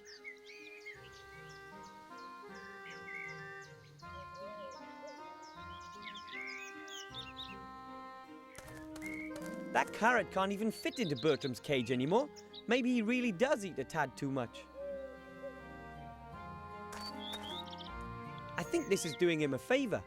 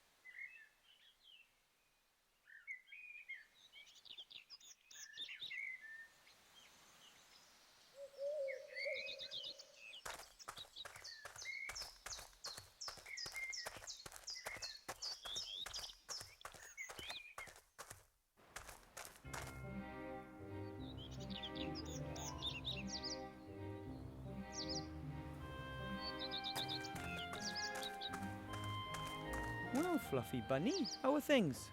How about a luscious carrot for a change? The rabbit's clearly keen on the carrot, but it still isn't coming close enough for me to grab it. I'll have to think of something else.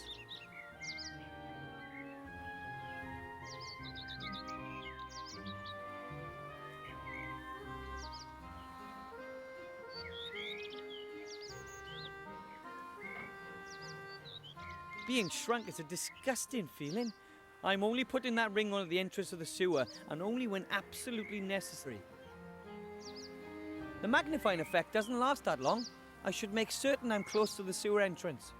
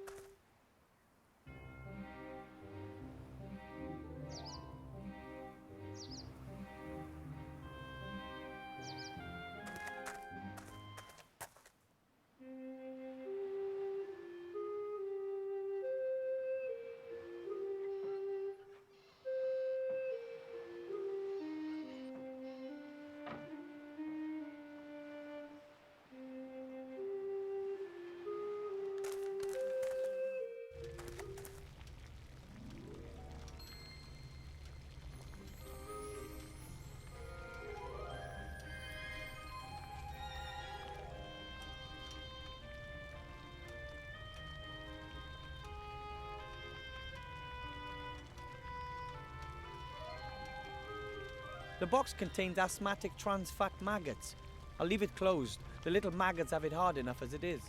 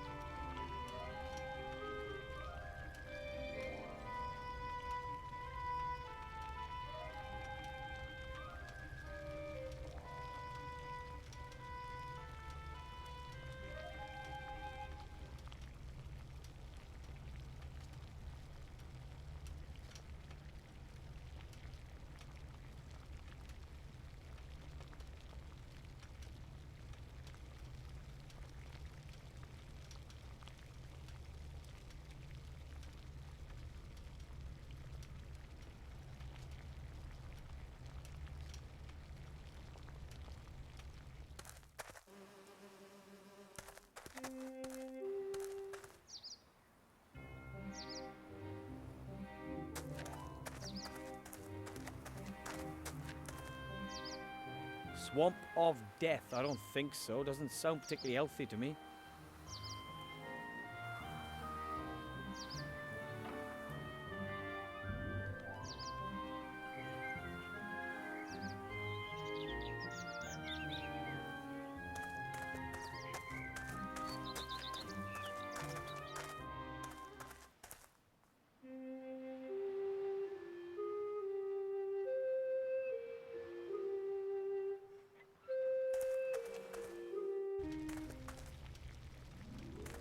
That is the ghost mirror.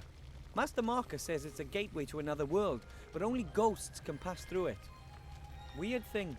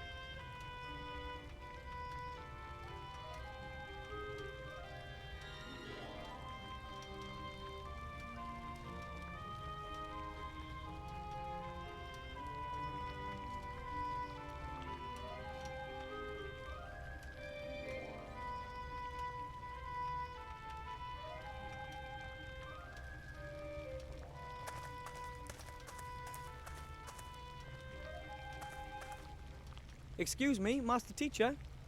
What is it?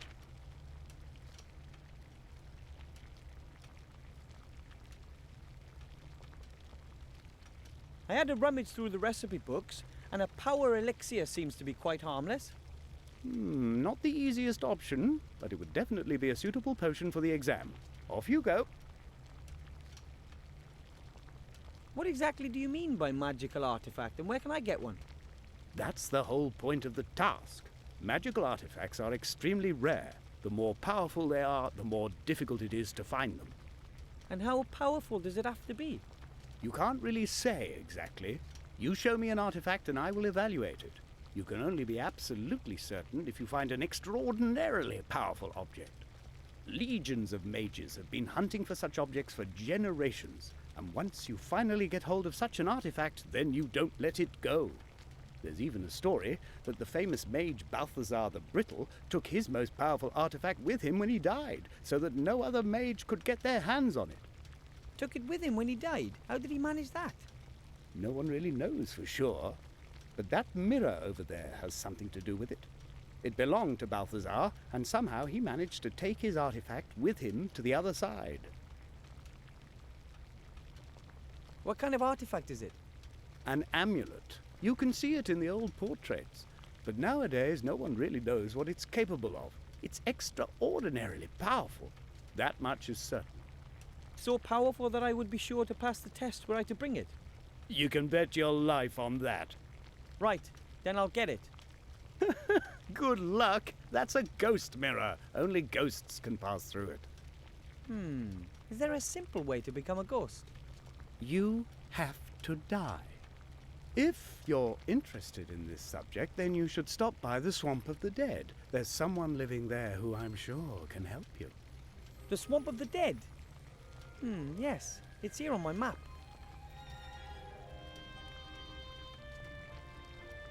I can already do magic. I made a bunch of sparks with my wand. Oh, please, that's not magic. No, you have to perform a real spell. Make something disappear. Or transform something like that. The best novices traditionally turn someone into a sheep. Into a sheep? Why a sheep? The sheep is the mascot of our order. They're soft, they're warm. Have you got a problem with sheep? No. I just don't know how to go about something like that. Of course you don't. It takes years of practice. Years of practice? I don't have years. I need that diploma straight away. Even simple spells, levitation or the like, need lots of practice. That's assuming there's even enough magic in you. I have to find a spell I can learn today. There isn't any such thing, at least not here.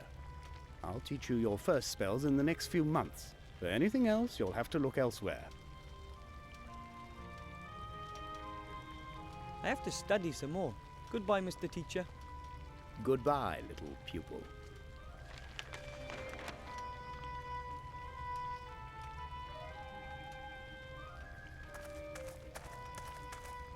Sheep are a little like cows, small, woolly cows.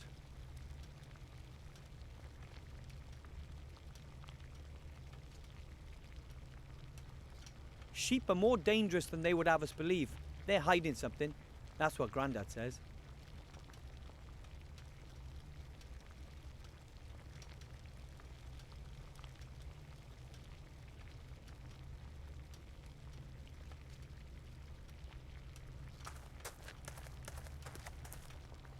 An old cloth teddy bear, a torn leather bag, a little soap. Nothing that interests me.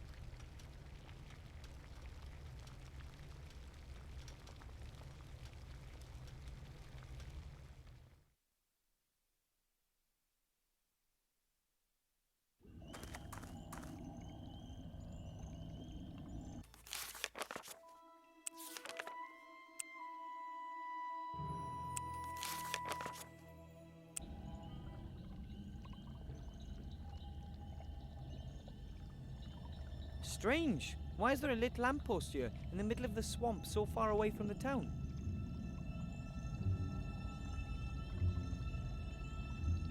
A rather large and ugly stone head. It has only been roughly carved, a truly primitive work.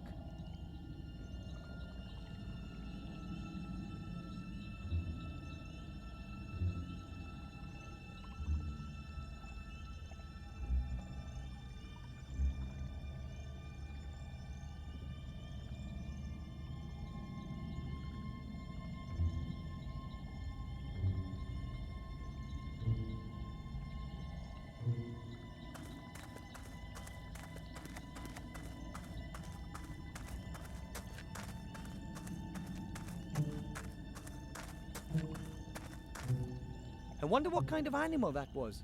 And, more importantly, are there any still alive round here? We'll see. Really rotten. Aha! Bone worms have been at work here. They go through bone like a woodworm through a tree. Now I have the worms for my potion. The tree looks anything but healthy. Its bark is covered in strange mushrooms, and it seems to be slowly sinking into the swamp.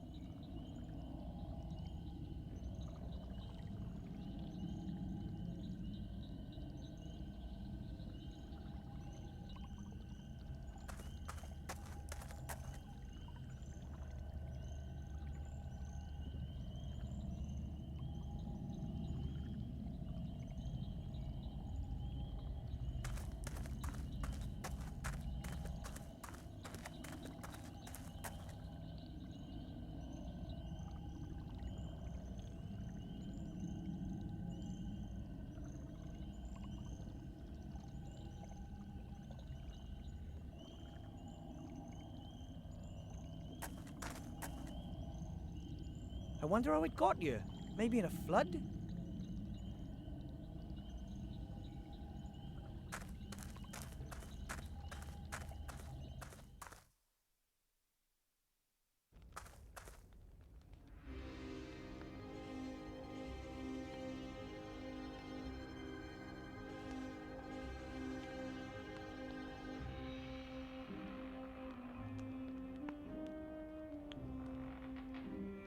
Shimmering blue mushrooms with green speckles.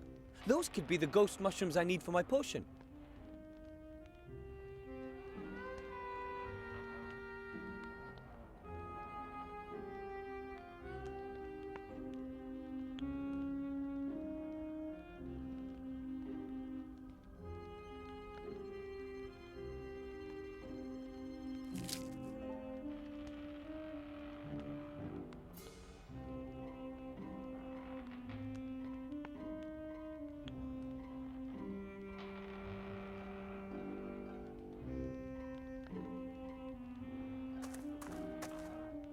I think I can pull out a few threads. Yep, that's a nice thin rope.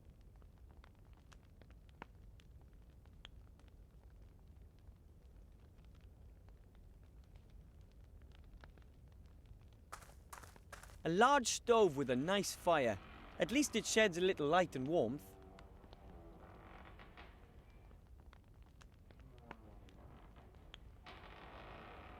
Whoa, a human skeleton. Maybe the poor soul was part of the ship's crew.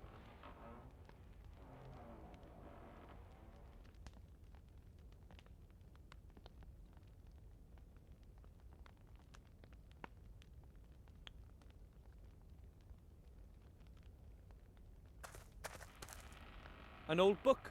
It's empty. An old book. It's empty.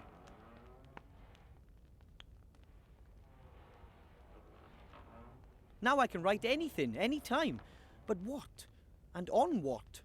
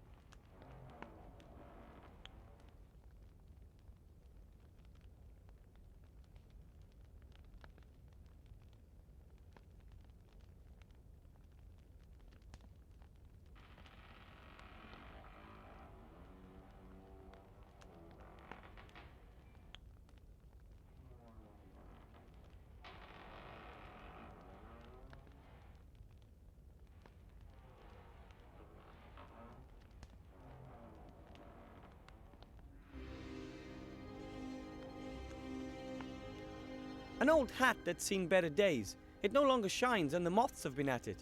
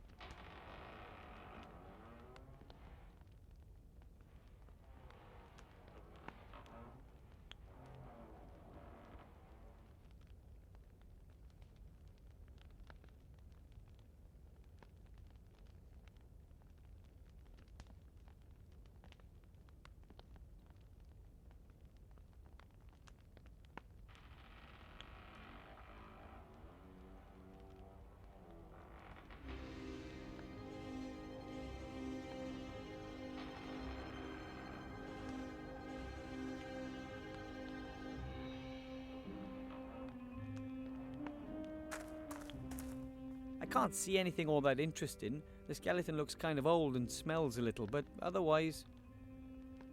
I don't smell. Ah, ah. You almost scared me to death. I don't doubt it, sadly. Who are you? I'm Death.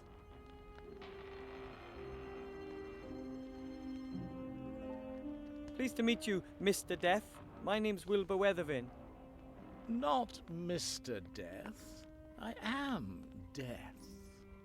You're famous. Why are you so down? Bah, what is death in this world? Nothing. This is a damn point-and-click adventure. No one dies. In any other reasonable role-playing game, you have to kill 100 rats to reach the second level. Now that's a real game.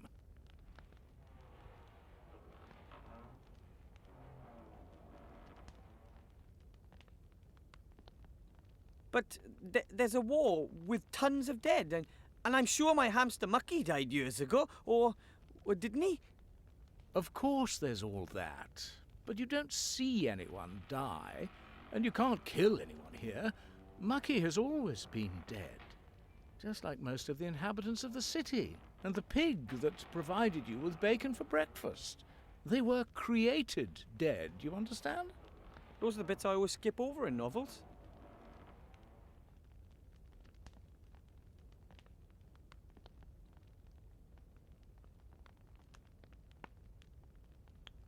Do you know the ghost mirror in the mage school? Certainly. It used to belong to old Balthazar. Master Marcus says it leads to the land of the dead. Yes, it does. But only ghosts can walk through the mirror. Isn't there some other way? Why should there be? It's a ghost mirror. No living being would be interested in walking through the mirror, believe me.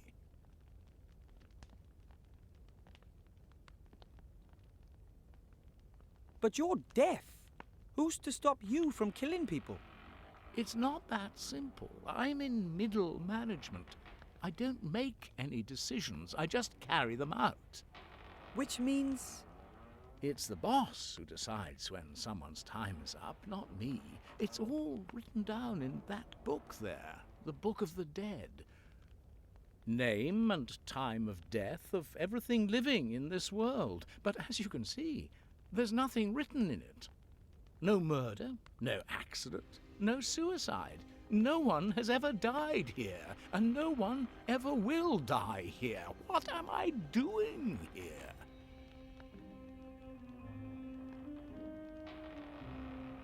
Could you turn me into a ghost? Ghosts are dead people who still have something they need to sort out in this world. You're still alive, and no one is allowed to die in this game. Do you see the problem?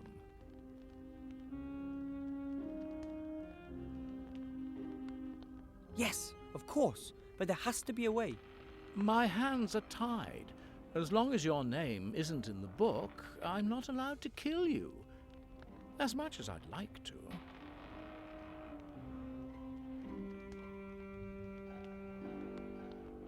If you were to write a couple of names in the Book of the Dead, well, then you could go out and kill them, couldn't you? And get into trouble with the auditors. No thanks. Someone audits the Book of the Dead. What do they do? They check the should and haves. Have I killed exactly the number of people I should have? One little death too many, and all hell breaks loose.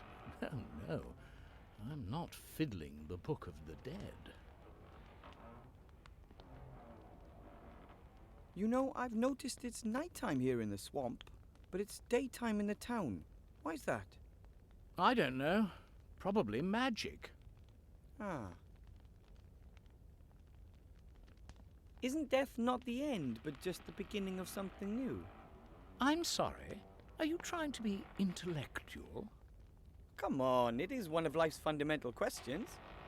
I've never been interested in what comes after me. I just look ahead. You should, too. I have to be going. Deadly boring here. Oh, good grief.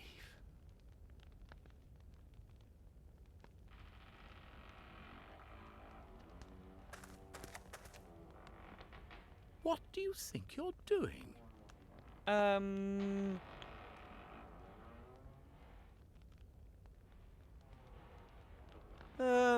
No problem. I just wanted to try out my new quill. I'd be happy if you wouldn't do that in the destiny-shaping Book of the Dead. Sorry.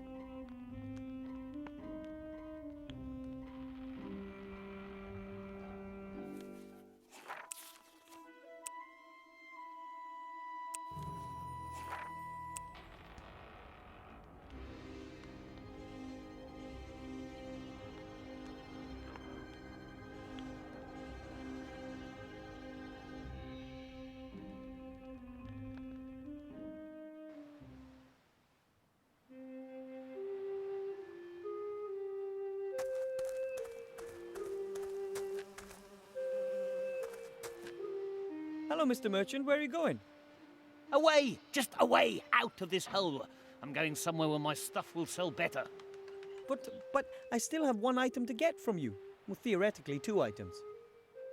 Rubbish! You've already chosen 2 things. The roll of magically treated cloth and the magic potion pot. The scratch-resistant, easy, clean pot set. That's not true, and you know it. I want to select something else. Otherwise... Or else?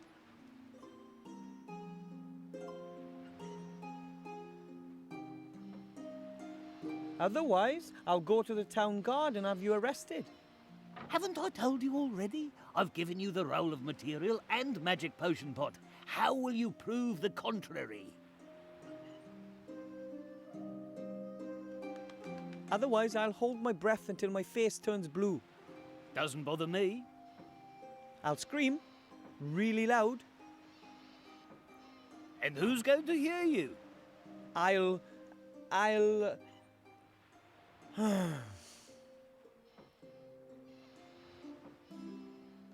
Otherwise, I won't like you and you can't be my friend anymore. That was good. Why not? Here, you can have this sack. I can't take this for much longer. And now, be gone before I change my mind.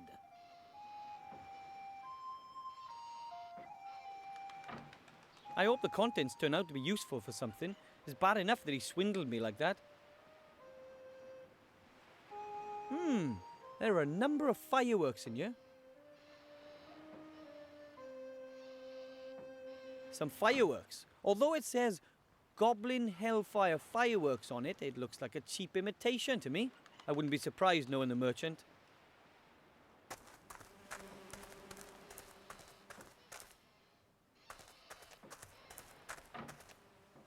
Let's see.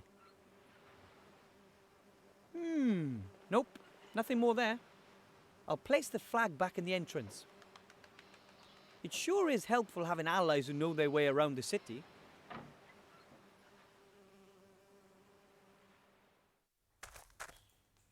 I found the stag beetle antlers. Thank you. Not a problem.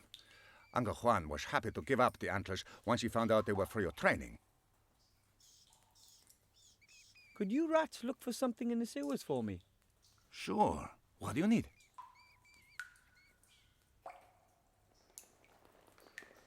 I need a powerful magical artifact. Can you get me something like that? Unfortunately, that is beyond our capabilities. Such artifacts are very, very rare, and as far as I know, and I would know, there are no more in this town. Apart from the Archmage's artifacts, of course. Could you help me learn a spell for my final exam? I'm afraid that none of us is a mage. Then I'll have to think of something else. And now for something completely different. Take care, Mr. King. Take care, my friend.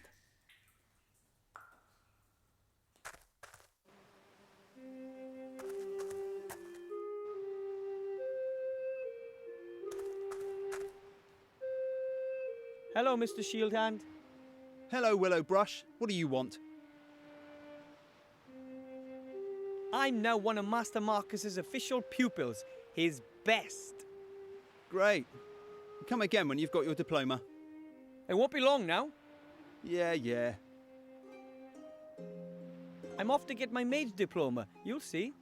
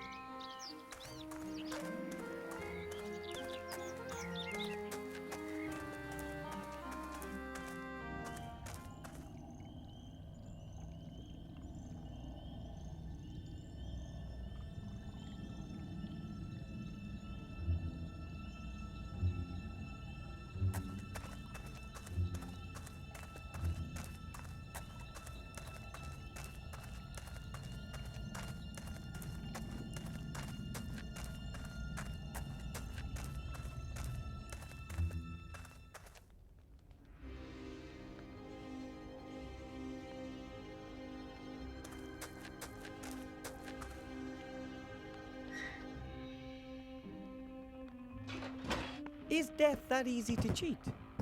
What the...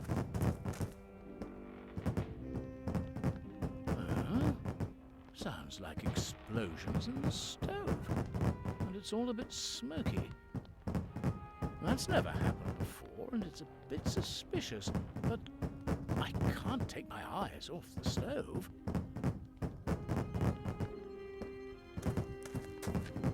Wilbur Weathervin, Whitebridge Mountains, date of death, right now. Incredible, I cheated death. Strange. I don't know why the wood should be making such a noise. How very odd. Although it wasn't as difficult as the old saying would have us believe.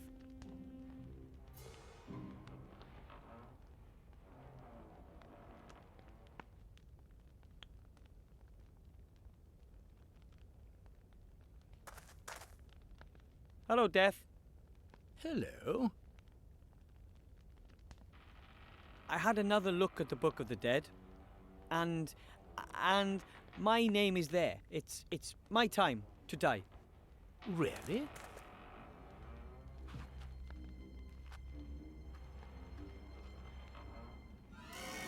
That's wonderful.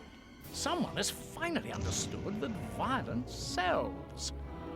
Fare thee well, mortal.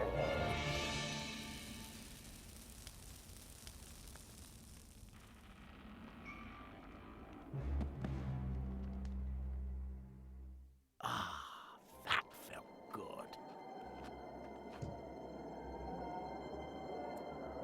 So, this is what it feels like to be dead.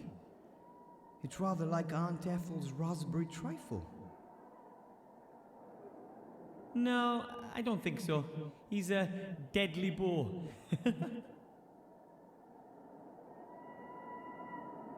I don't look like a very happy corpse. But then again, my death wasn't exactly one you'd call a natural death either. I've been murdered by myself. Ordered and delivered, everything according to plan, as long as I get resurrected, that is.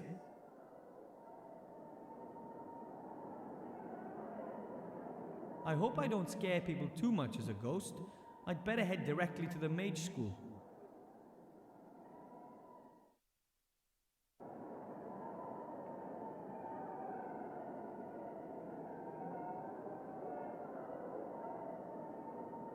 Look, Master Marcus, I'm dead.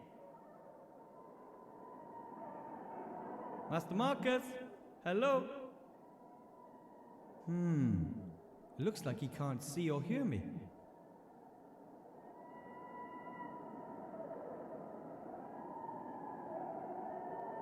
Right then, let's do it.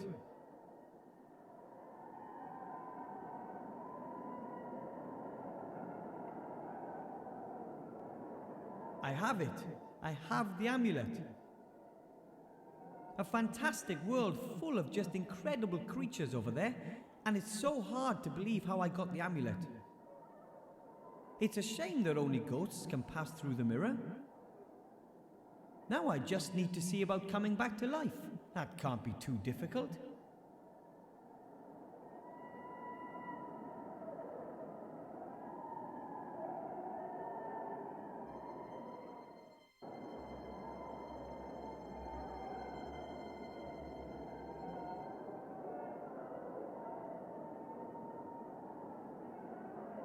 Yoo-hoo! Mr. Death! Look who's back! What the? Oh no! You're a ghost? Woohoo! Of course I am. That's becoming very trendy. People these days just can't let go. What do you want?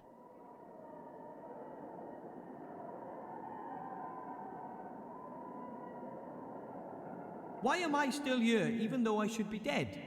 This is an outrage. I want to be revived on the spot.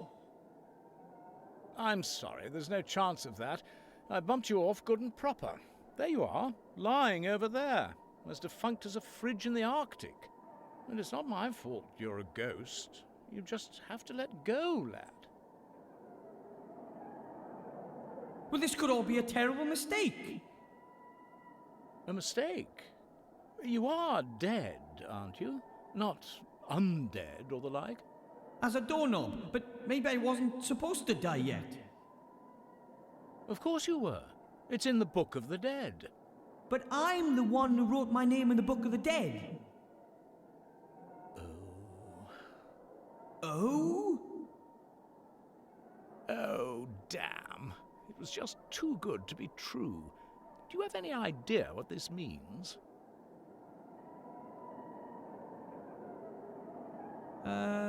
Lot of paperwork? No, that means I have changed the course of things. I've hugely overstepped my authority. They'll skin me at the next audit. It's not going to escape the internal auditor's attention that an unregistered ghost is floating around the place. You wouldn't believe what they did to the Norns when they fiddled the books. What if you bring me back to life and we tear the page out of the Book of the Dead and never tell anyone about this little episode?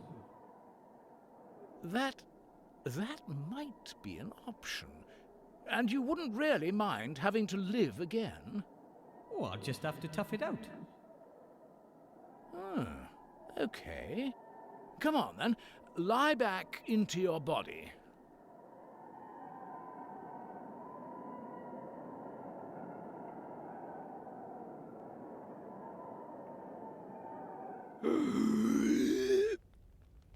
I'm sorry I couldn't fulfill your desire to die.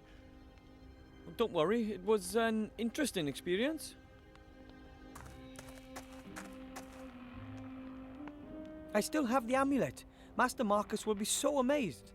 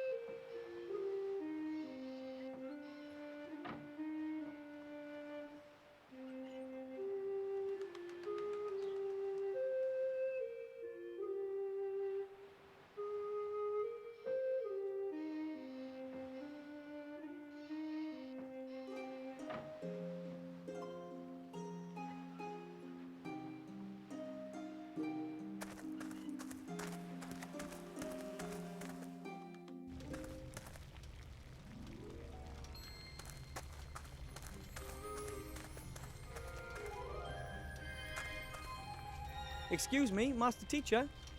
What is it?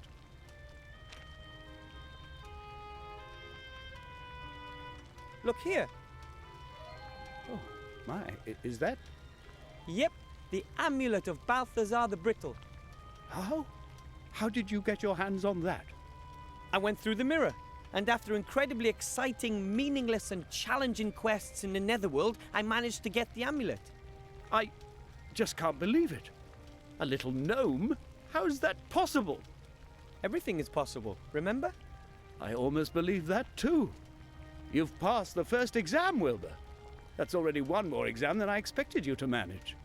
I'll manage the others too. If you say so. I don't have all the ingredients for my potion together yet. It takes time. I needed the eyelashes from an invisible squirrel for my potion back in my day. Well, I know where to find one of those. Really? It took me 6 years. But that's nothing compared to chainsaw petrol. I haven't found that to this day. One has to search. So ask everyone you know. I have to study some more. Goodbye, Mr. Teacher. Goodbye, little pupil.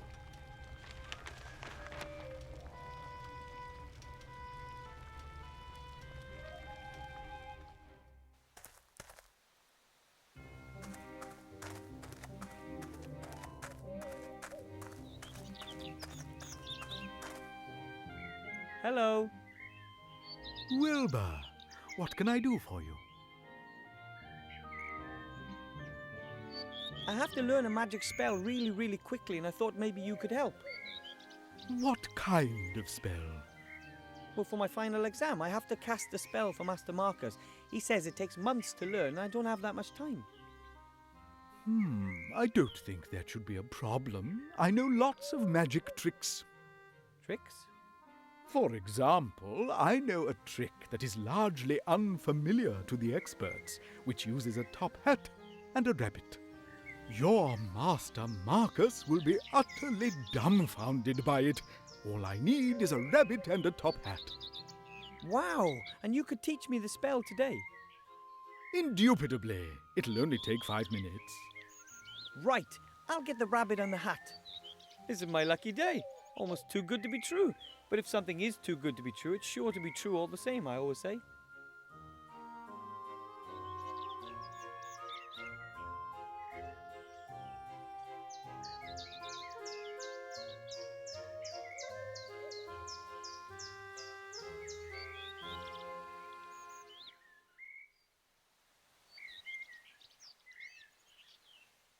I'll just be going. I have seen that you're going to come back. See you then.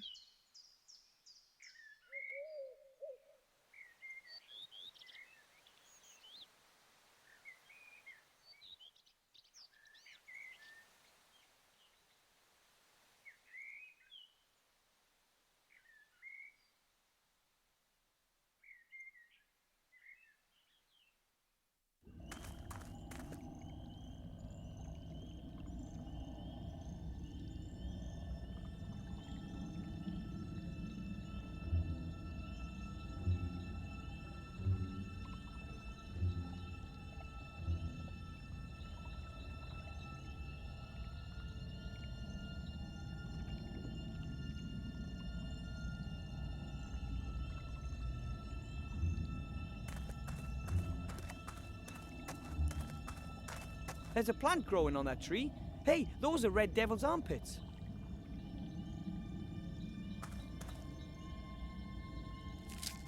I have them.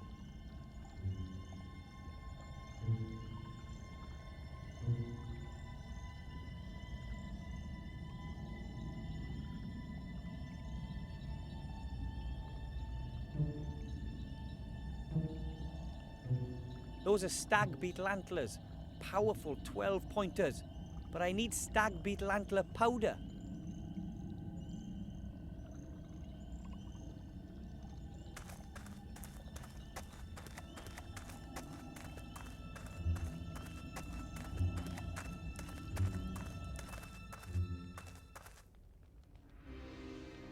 A top hat. Unfortunately, I can't reach it.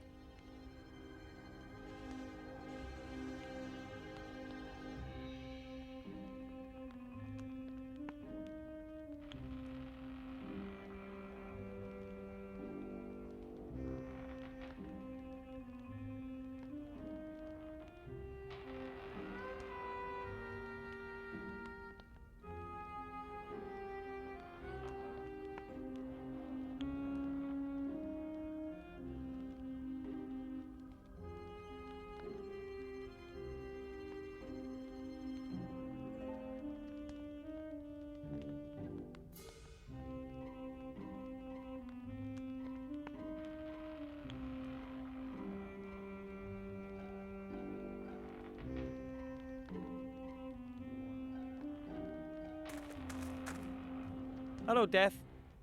Hello.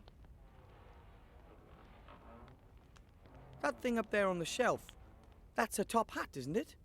Aren't you a clever one? Well, I am a gnome of the world. It belonged to my father. He always wore it. He was a grave digger. You mean your father wasn't deaf? No, I was the first one in the family to go to university. Would you lend me your top hat for a bit? I'll bring it back to you in top shape. You want to repair it? No. Father's top hat stays just how it is. Then would you just lend it to me the way it is? Absolutely not. It's an old family heirloom. I didn't think my death would have any serious consequences. I'm sorry. I shouldn't have killed you. It's just I've waited for this for so long, and it really is quite good fun. Maybe you should look for another job. Yes, death is not such a dependable business as people think. But what could I do?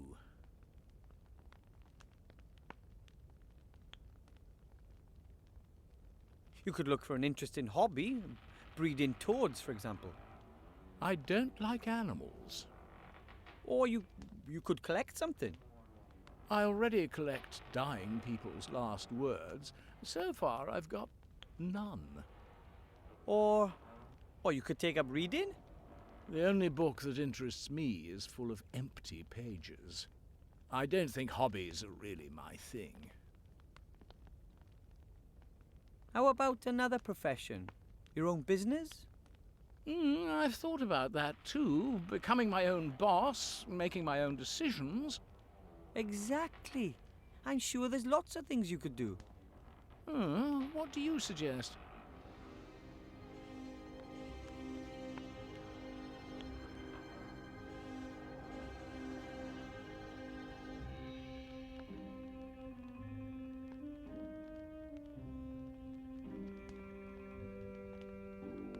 I could imagine you being in demand as a model.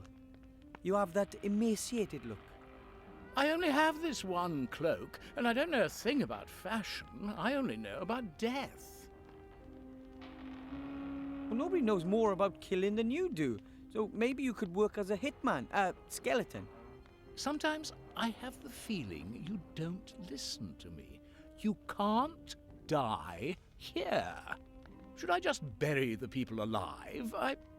Wait a minute. That's it. What? Live burials. Huh? I'll become a grave digger, like my father. I'll offer to bury people alive for a small fee. But who wants to be buried alive? There are plenty of people who do. Young people humiliated by their friends, old stars who don't want to be in the public eye anymore, rich husbands. But what would rich husbands get out of being buried alive? Nothing at all, but there's certainly something in it for the future widow. Who pays the bills is incidental. I come from a long line of gnomes, and we gnomes are known to have the occasional truly strange idea. But never, not once in my entire life have I heard such a... Don't say a word. You can be my partner. There's lots to do. We've got to order some coffins and do some publicity. Well, you want me to be your business partner? Certainly. There's lots to do, and after all, it was your idea that I should find myself a new job. Well, I'm honoured, but... First of all, you'll have to raise some venture capital. You'll have to convince someone with a lot of gold that our business idea has a future. It does? I'll begin trials in the meantime.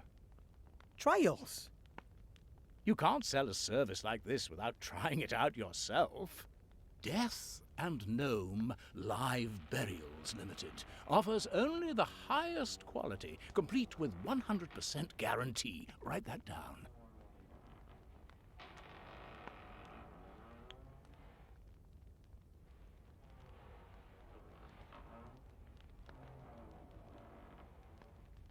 Hiya. Hello, partner.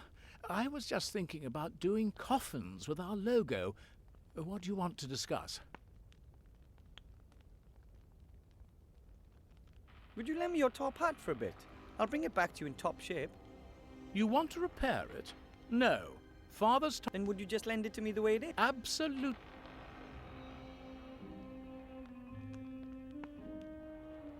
About your idea with the live burials. Don't be so modest. It's our idea. Weren't you going to raise some venture capital? Then be quick. I want to start with the trials. Well, then I'll just go. I'll do some more work. Yes, time is money.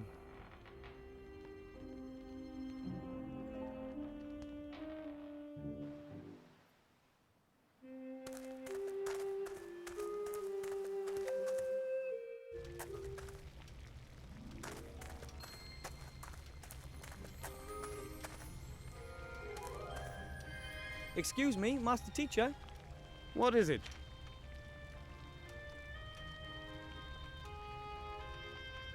I have to study some more.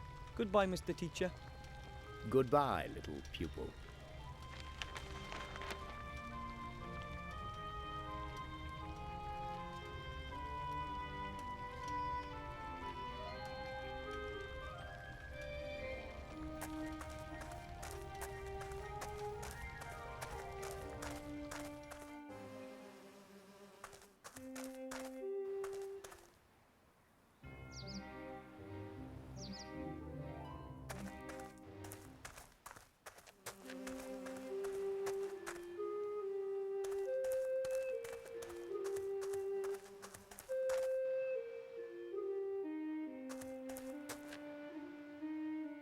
Hello, Mr. Shieldhand. Hello, Willow Brush. What do you want? I'm off to get my maid's diploma. You'll see.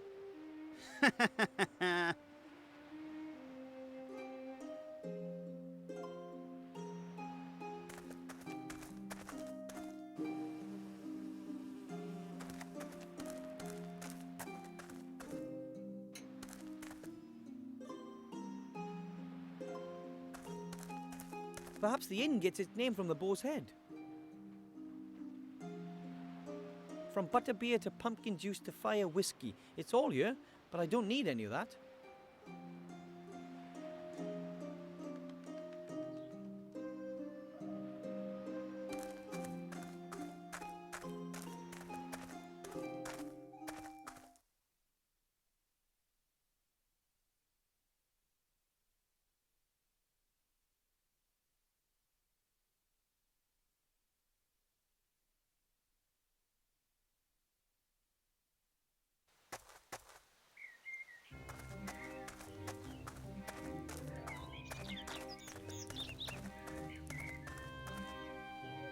Hello. Wilbur, what can I do for you?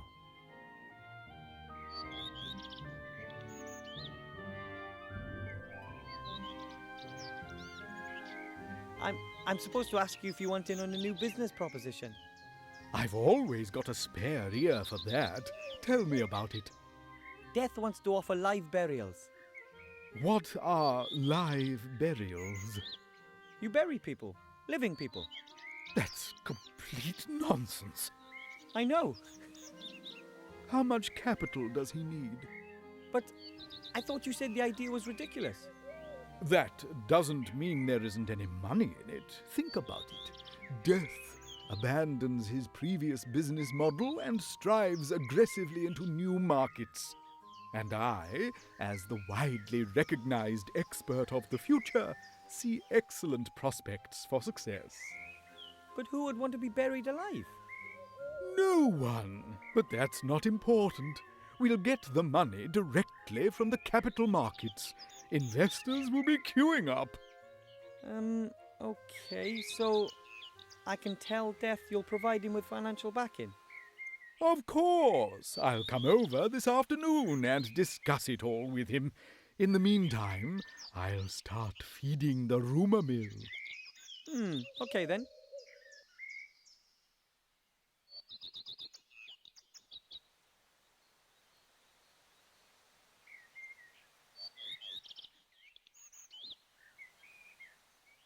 I'll just be going. I have seen that you're going to come back. See you then.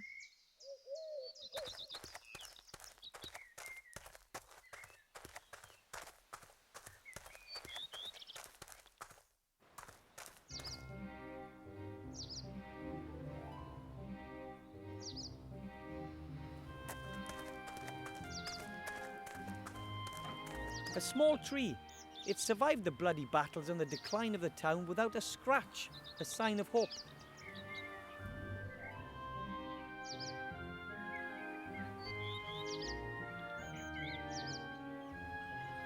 Grandad told me about these.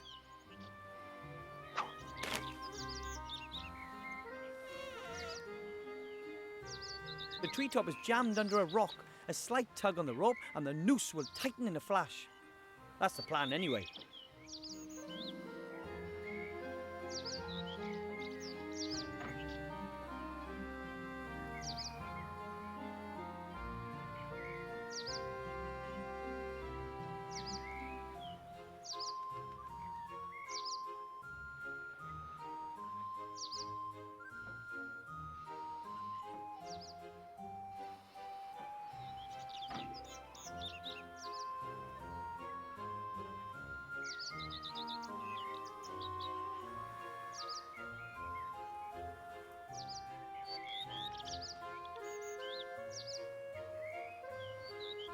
That should work.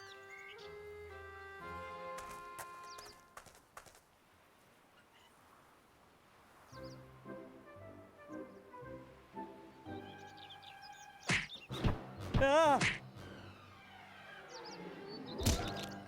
No!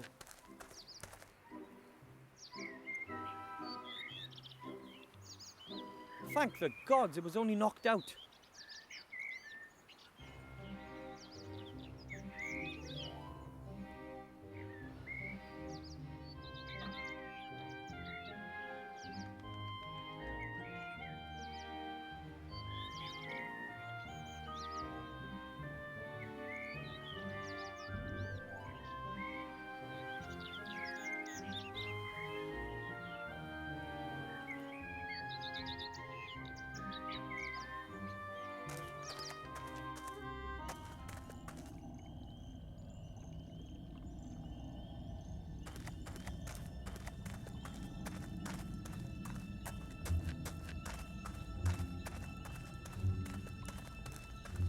What exactly are you doing there?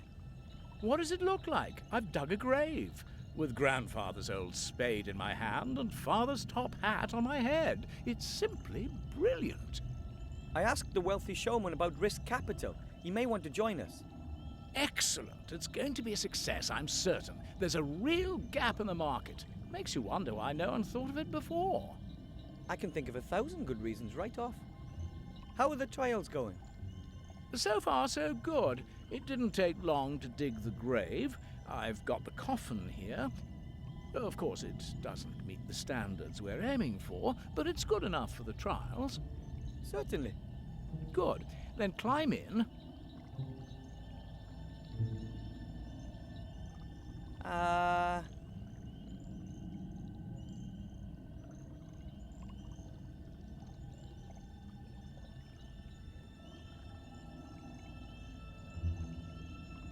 It was your idea. You should have the honor of being the first to be buried. Oh, that's so courteous of you. Credit where credit is due. All right, then. I'm too long with the top hat on. Could you hold it for me? With pleasure. Very comfortable thus far. Now, pile the soil on top. Are you certain? Of course. Just do it. Fantastic. The darkness. The silence. You have to try this. We should have funeral music. And the customer should have his photo taken with me beforehand. Write that down, Wilbur. And we'll have canopies for the bereaved. Have you got that, Wilbur? Canopies and gun salutes. Cannons, Wilbur. We need cannons.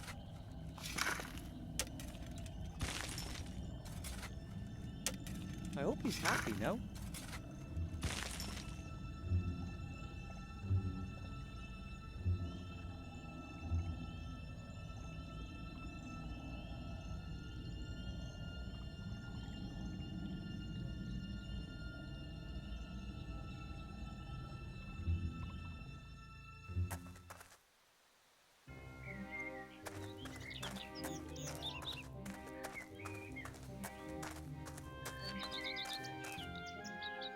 Hello.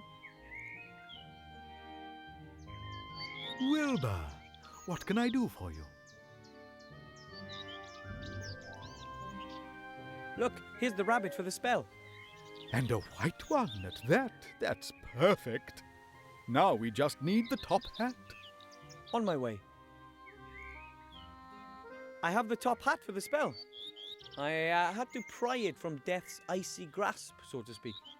Well, at last we've got everything. Come over here. Put the top hat on the table. Put the rabbit in. Now I'm putting a black cloth into the hat. This on top and finished. As you can see, an empty top hat. But You have to do a lot of arm waving and the like. The audience mustn't be allowed to get a proper look at the hat. Then you say a few incantations and make a big to-do about it. You haven't got a pretty assistant, have you? isn't that... Once the excitement has reached boiling point, then... Ta-da! You pull the rabbit out of the hat, but make sure the cloth stays in the hat. Otherwise, the whole trick is blown. Quite clever, isn't it? That's fraud, and it's not magic either. Of course not, but it looks like it. But I wanted to learn a real spell. Are you out of your mind? That takes months. I can't just swindle my way to my diploma with a trick like that. Excuse me, you said you wanted to get your mage degree, and you said you needed it quick. This is your only chance. Oh, what choice do I have? Good luck with the show.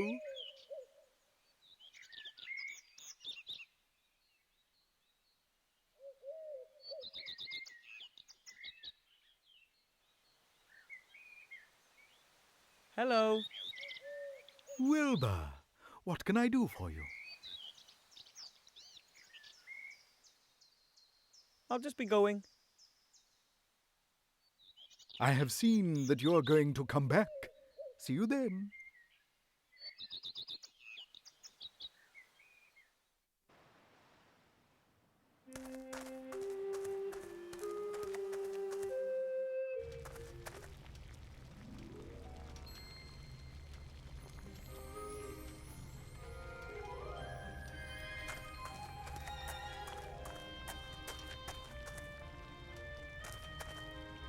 Excuse me, Master Teacher. What is it? I'd like to show you the trick. Spell.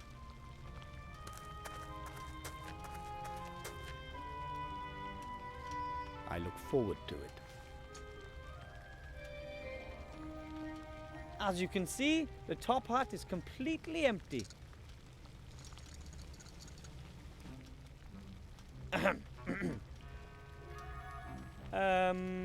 Abracadabra.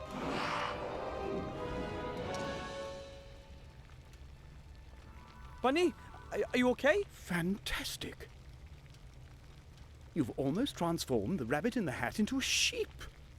That's extraordinary. Almost impossible. There must be considerably more magic in you than I ever thought, Wilbur Weathervane. Oh, thank you. Well, I had a fantastic assistant.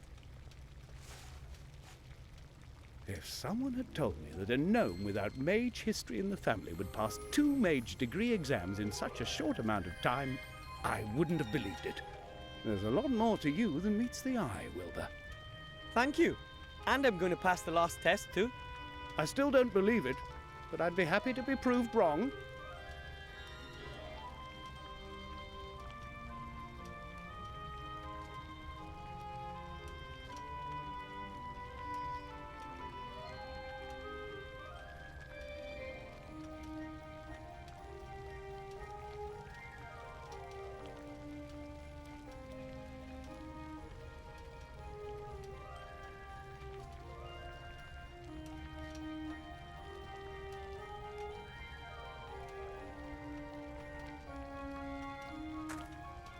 A stone mortar and pestle. The mortar can be used to grind up potion ingredients.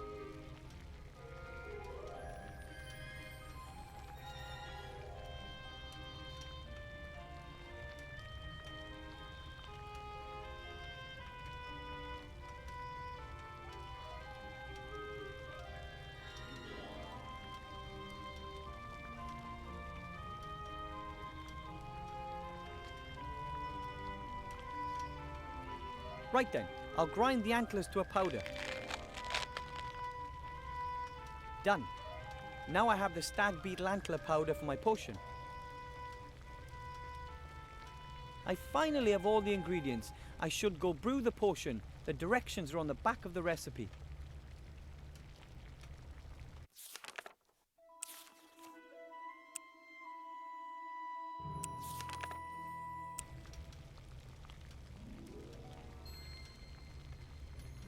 I finally have all the ingredients. I should go brew the potion. The directions are on the back of the recipe.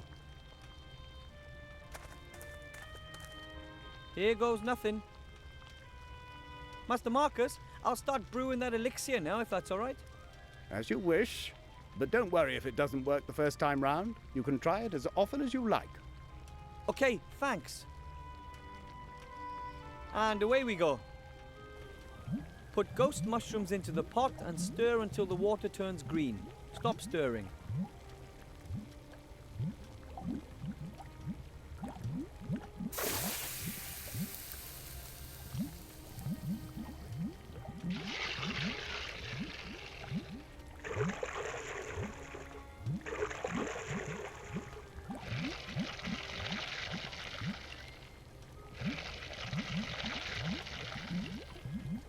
Add mouldy slime extract and stir anti-clockwise until the potions turn pink.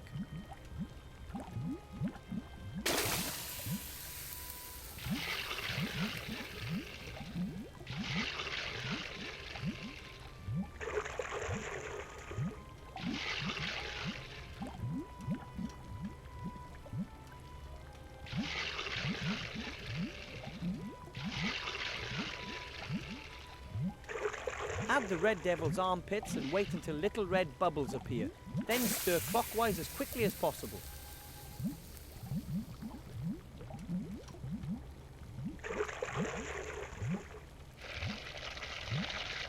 Sprinkle the stag beetle antler powder into the potion. When the potion turns blue for the third time, immediately add the bone worms.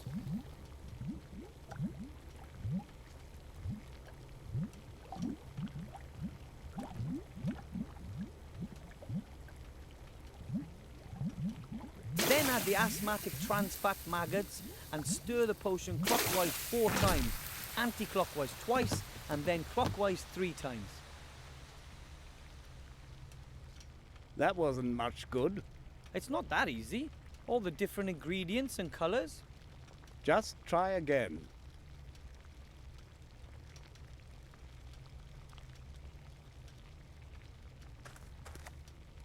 The water's simmering in the pot. Next try. Put ghost mushrooms into the pot and stir until the water turns green. Stop stirring.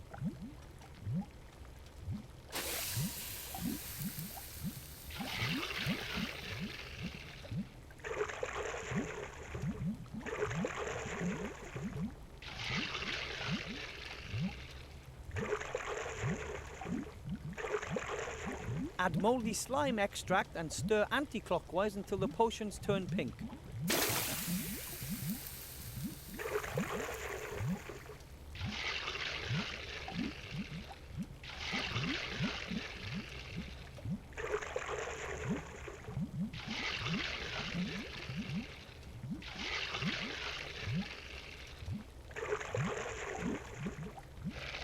Add the red devil's armpits and wait until little red bubbles appear. Then stir clockwise as quickly as possible.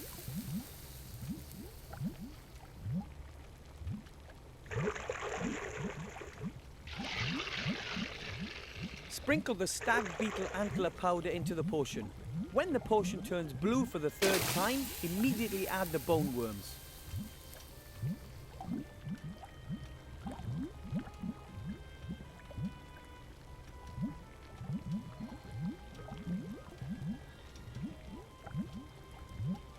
Then add the asthmatic trans fat maggots and stir the potion clockwise 4 times, anti-clockwise twice, and then clockwise 3 times.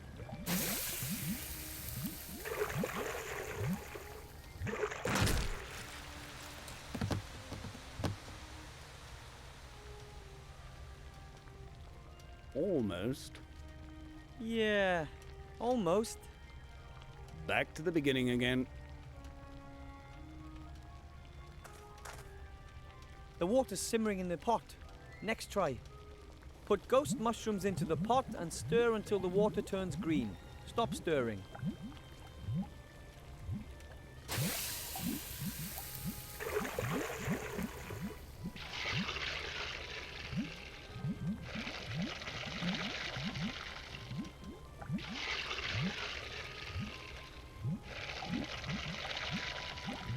Add mouldy slime extract and stir anti-clockwise until the potions turn pink.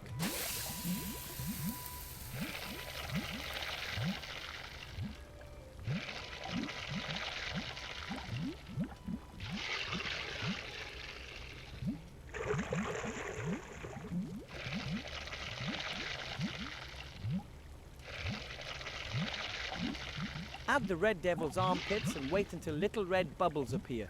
Then stir clockwise as quickly as possible.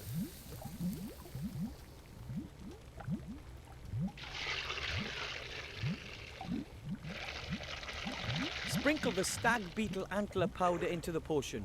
When the potion turns blue for the 3rd time, immediately add the bone worms.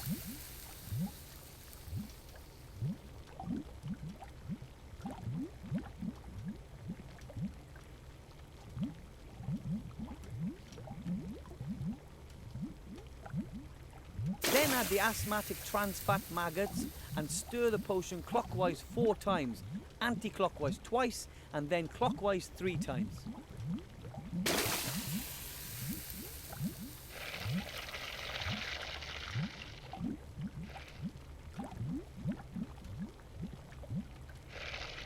Finish it off with the peppermint leaves for that fresh, minty flavour. Add a few leaves and stir until the potion turns a golden yellow colour.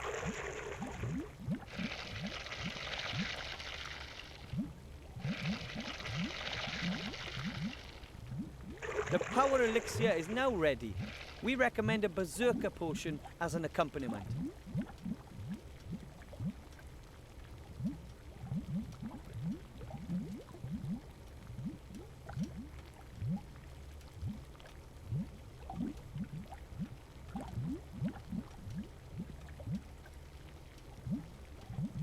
I did it! My first magic potion!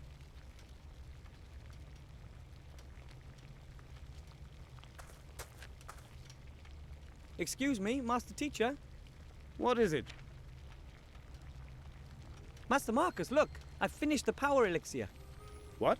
Give it here. Did I pass? Unbelievable, but true.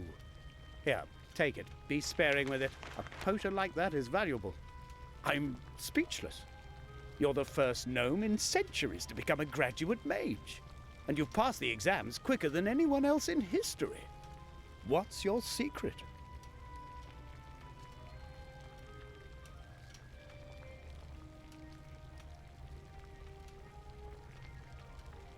I believe I can do anything I want if I just believe in myself. Oh, really? You could fly like a bird just because you believe in yourself. Well, maybe not that. But that's exactly what you've done. You've achieved something impossible. Maybe I was lucky. Or it was predestined. As unbelievable as it is, you've passed all 3 exams. Wait. Mage degree for Wilbur Weathervane from the White Ridge Mountains.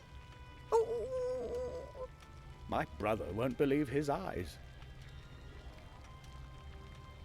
Your brother? The Archmage. The Archmage is your brother? Yes, of course. He always believed that our bleak fate would take a change for the better. And slowly, I'm beginning to believe that again, too. You've given me hope, Wilbur Weathervane. You know that?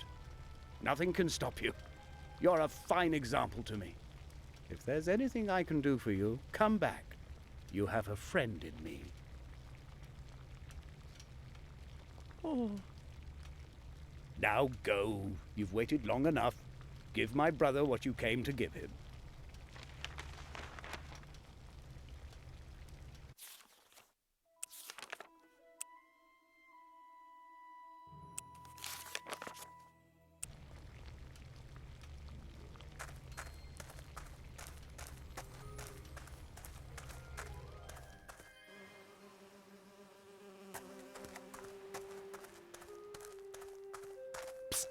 Wilbur, Hello, Mr. King. Look, I'm a certified mage. I told you you'd do it. We're so proud of you. Thanks. Our work is now done. We are all well fed. I think it's time to say goodbye.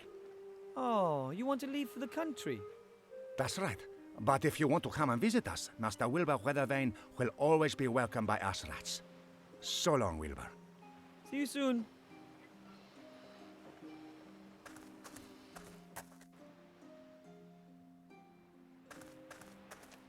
Halt! Access only for authorized persons. Or has Mr. Gnome become a mage in the meantime?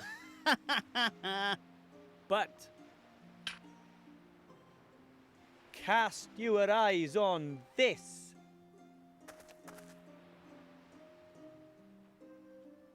Effective immediately. You may address me as Master Weathervane, and I wish to see the Archmage now. Weathervane? How come Weathervane? That's my mage name, Master Wilbur Weathervane.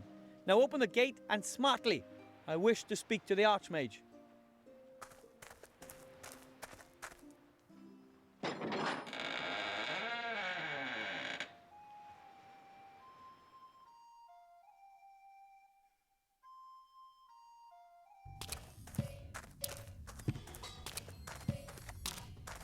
And what is it? Why is this gnome wearing mage clothing?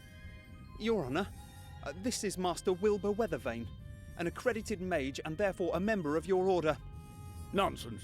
I know all the mages in the land. But it's true. I completed my degree today under your brother's tutelage, Master Marcus. That's impossible. I've no time for such absurdity. Take your leave, gnome. But I'm supposed to give you something, a ring. A ring? From whom? From a gremlin. Yesterday he landed right at my feet in the White Ridge Mountains. He gave me this ring and said that it could decide the course of the war.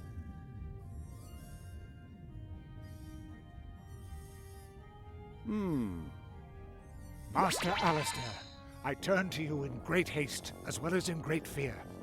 I have made a discovery that could decide all of our fates. I know where the artifact of destiny is to be found.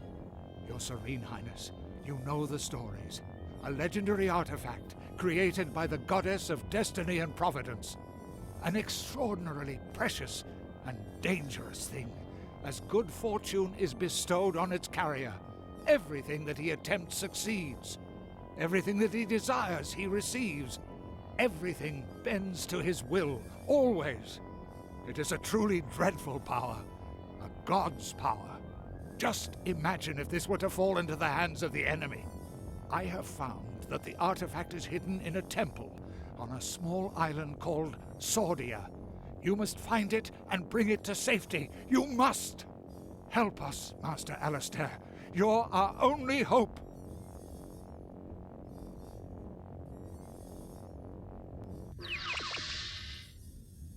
That was him. That was the gremlin who was taken away by these evil types on a dragon. Shades? The Shadow Army has taken this gremlin prisoner? Sir, we have to send everything and everyone to this island. Every ship, every griffin, every... Enough! We have to behave inconspicuously. We don't know what information the Shades already have, and we mustn't help them get on the right track. No, sir. But if they have the gremlin, then it'll only be a matter of time until we... The island of Sordia. Where the devil is that? I've never heard of it.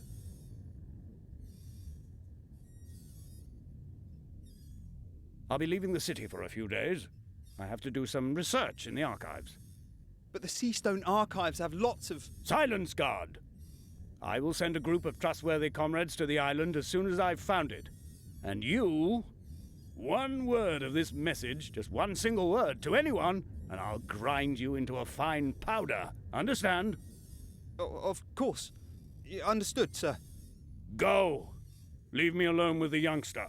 And don't let anybody up here, mage or not. Understood? Understood, sir. And you, Mr. Weather Thingy, you've done very well indeed. Weathervane, sir. Thank you. My granddad won't believe this when I tell him. That won't be possible for some time. You'll have to stay here and hold the fort. I want you to prepare for a small expedition. Find some companions. 2 should be enough. You shall all go and fetch the artifact as soon as I have found the island. But when it comes to something as important as this, wouldn't it be better to send an experienced treasure hunter? Nonsense. No one knows you. You don't even exist as far as the enemy is concerned. You won't arouse any attention. That is our most important weapon in this matter. You'll be back long before the enemy even knows what's happening. But I think... Enough said. I am the leader of the Order, and this is an order. Choose 2 accomplices and wait here for me. And don't talk to anyone about this. Dismissed.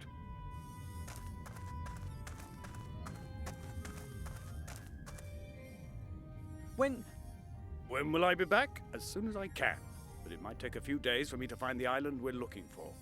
The gremlin told me that a book hidden in his secret cellar describes the way to the artifact's location. Really? That's good to know. That went better than I had hoped for. A fiendish plan, Mankus. Well done! Now you know where the artifact is hidden, and the real Archmage will remain out of your tentacles for as long as I need. Mother will keep him busy. She's summoned up all of her dark magic. When he returns, you will have the artifact of divine fate in your hands at last. And Seastone will burn, just like every other Alliance town.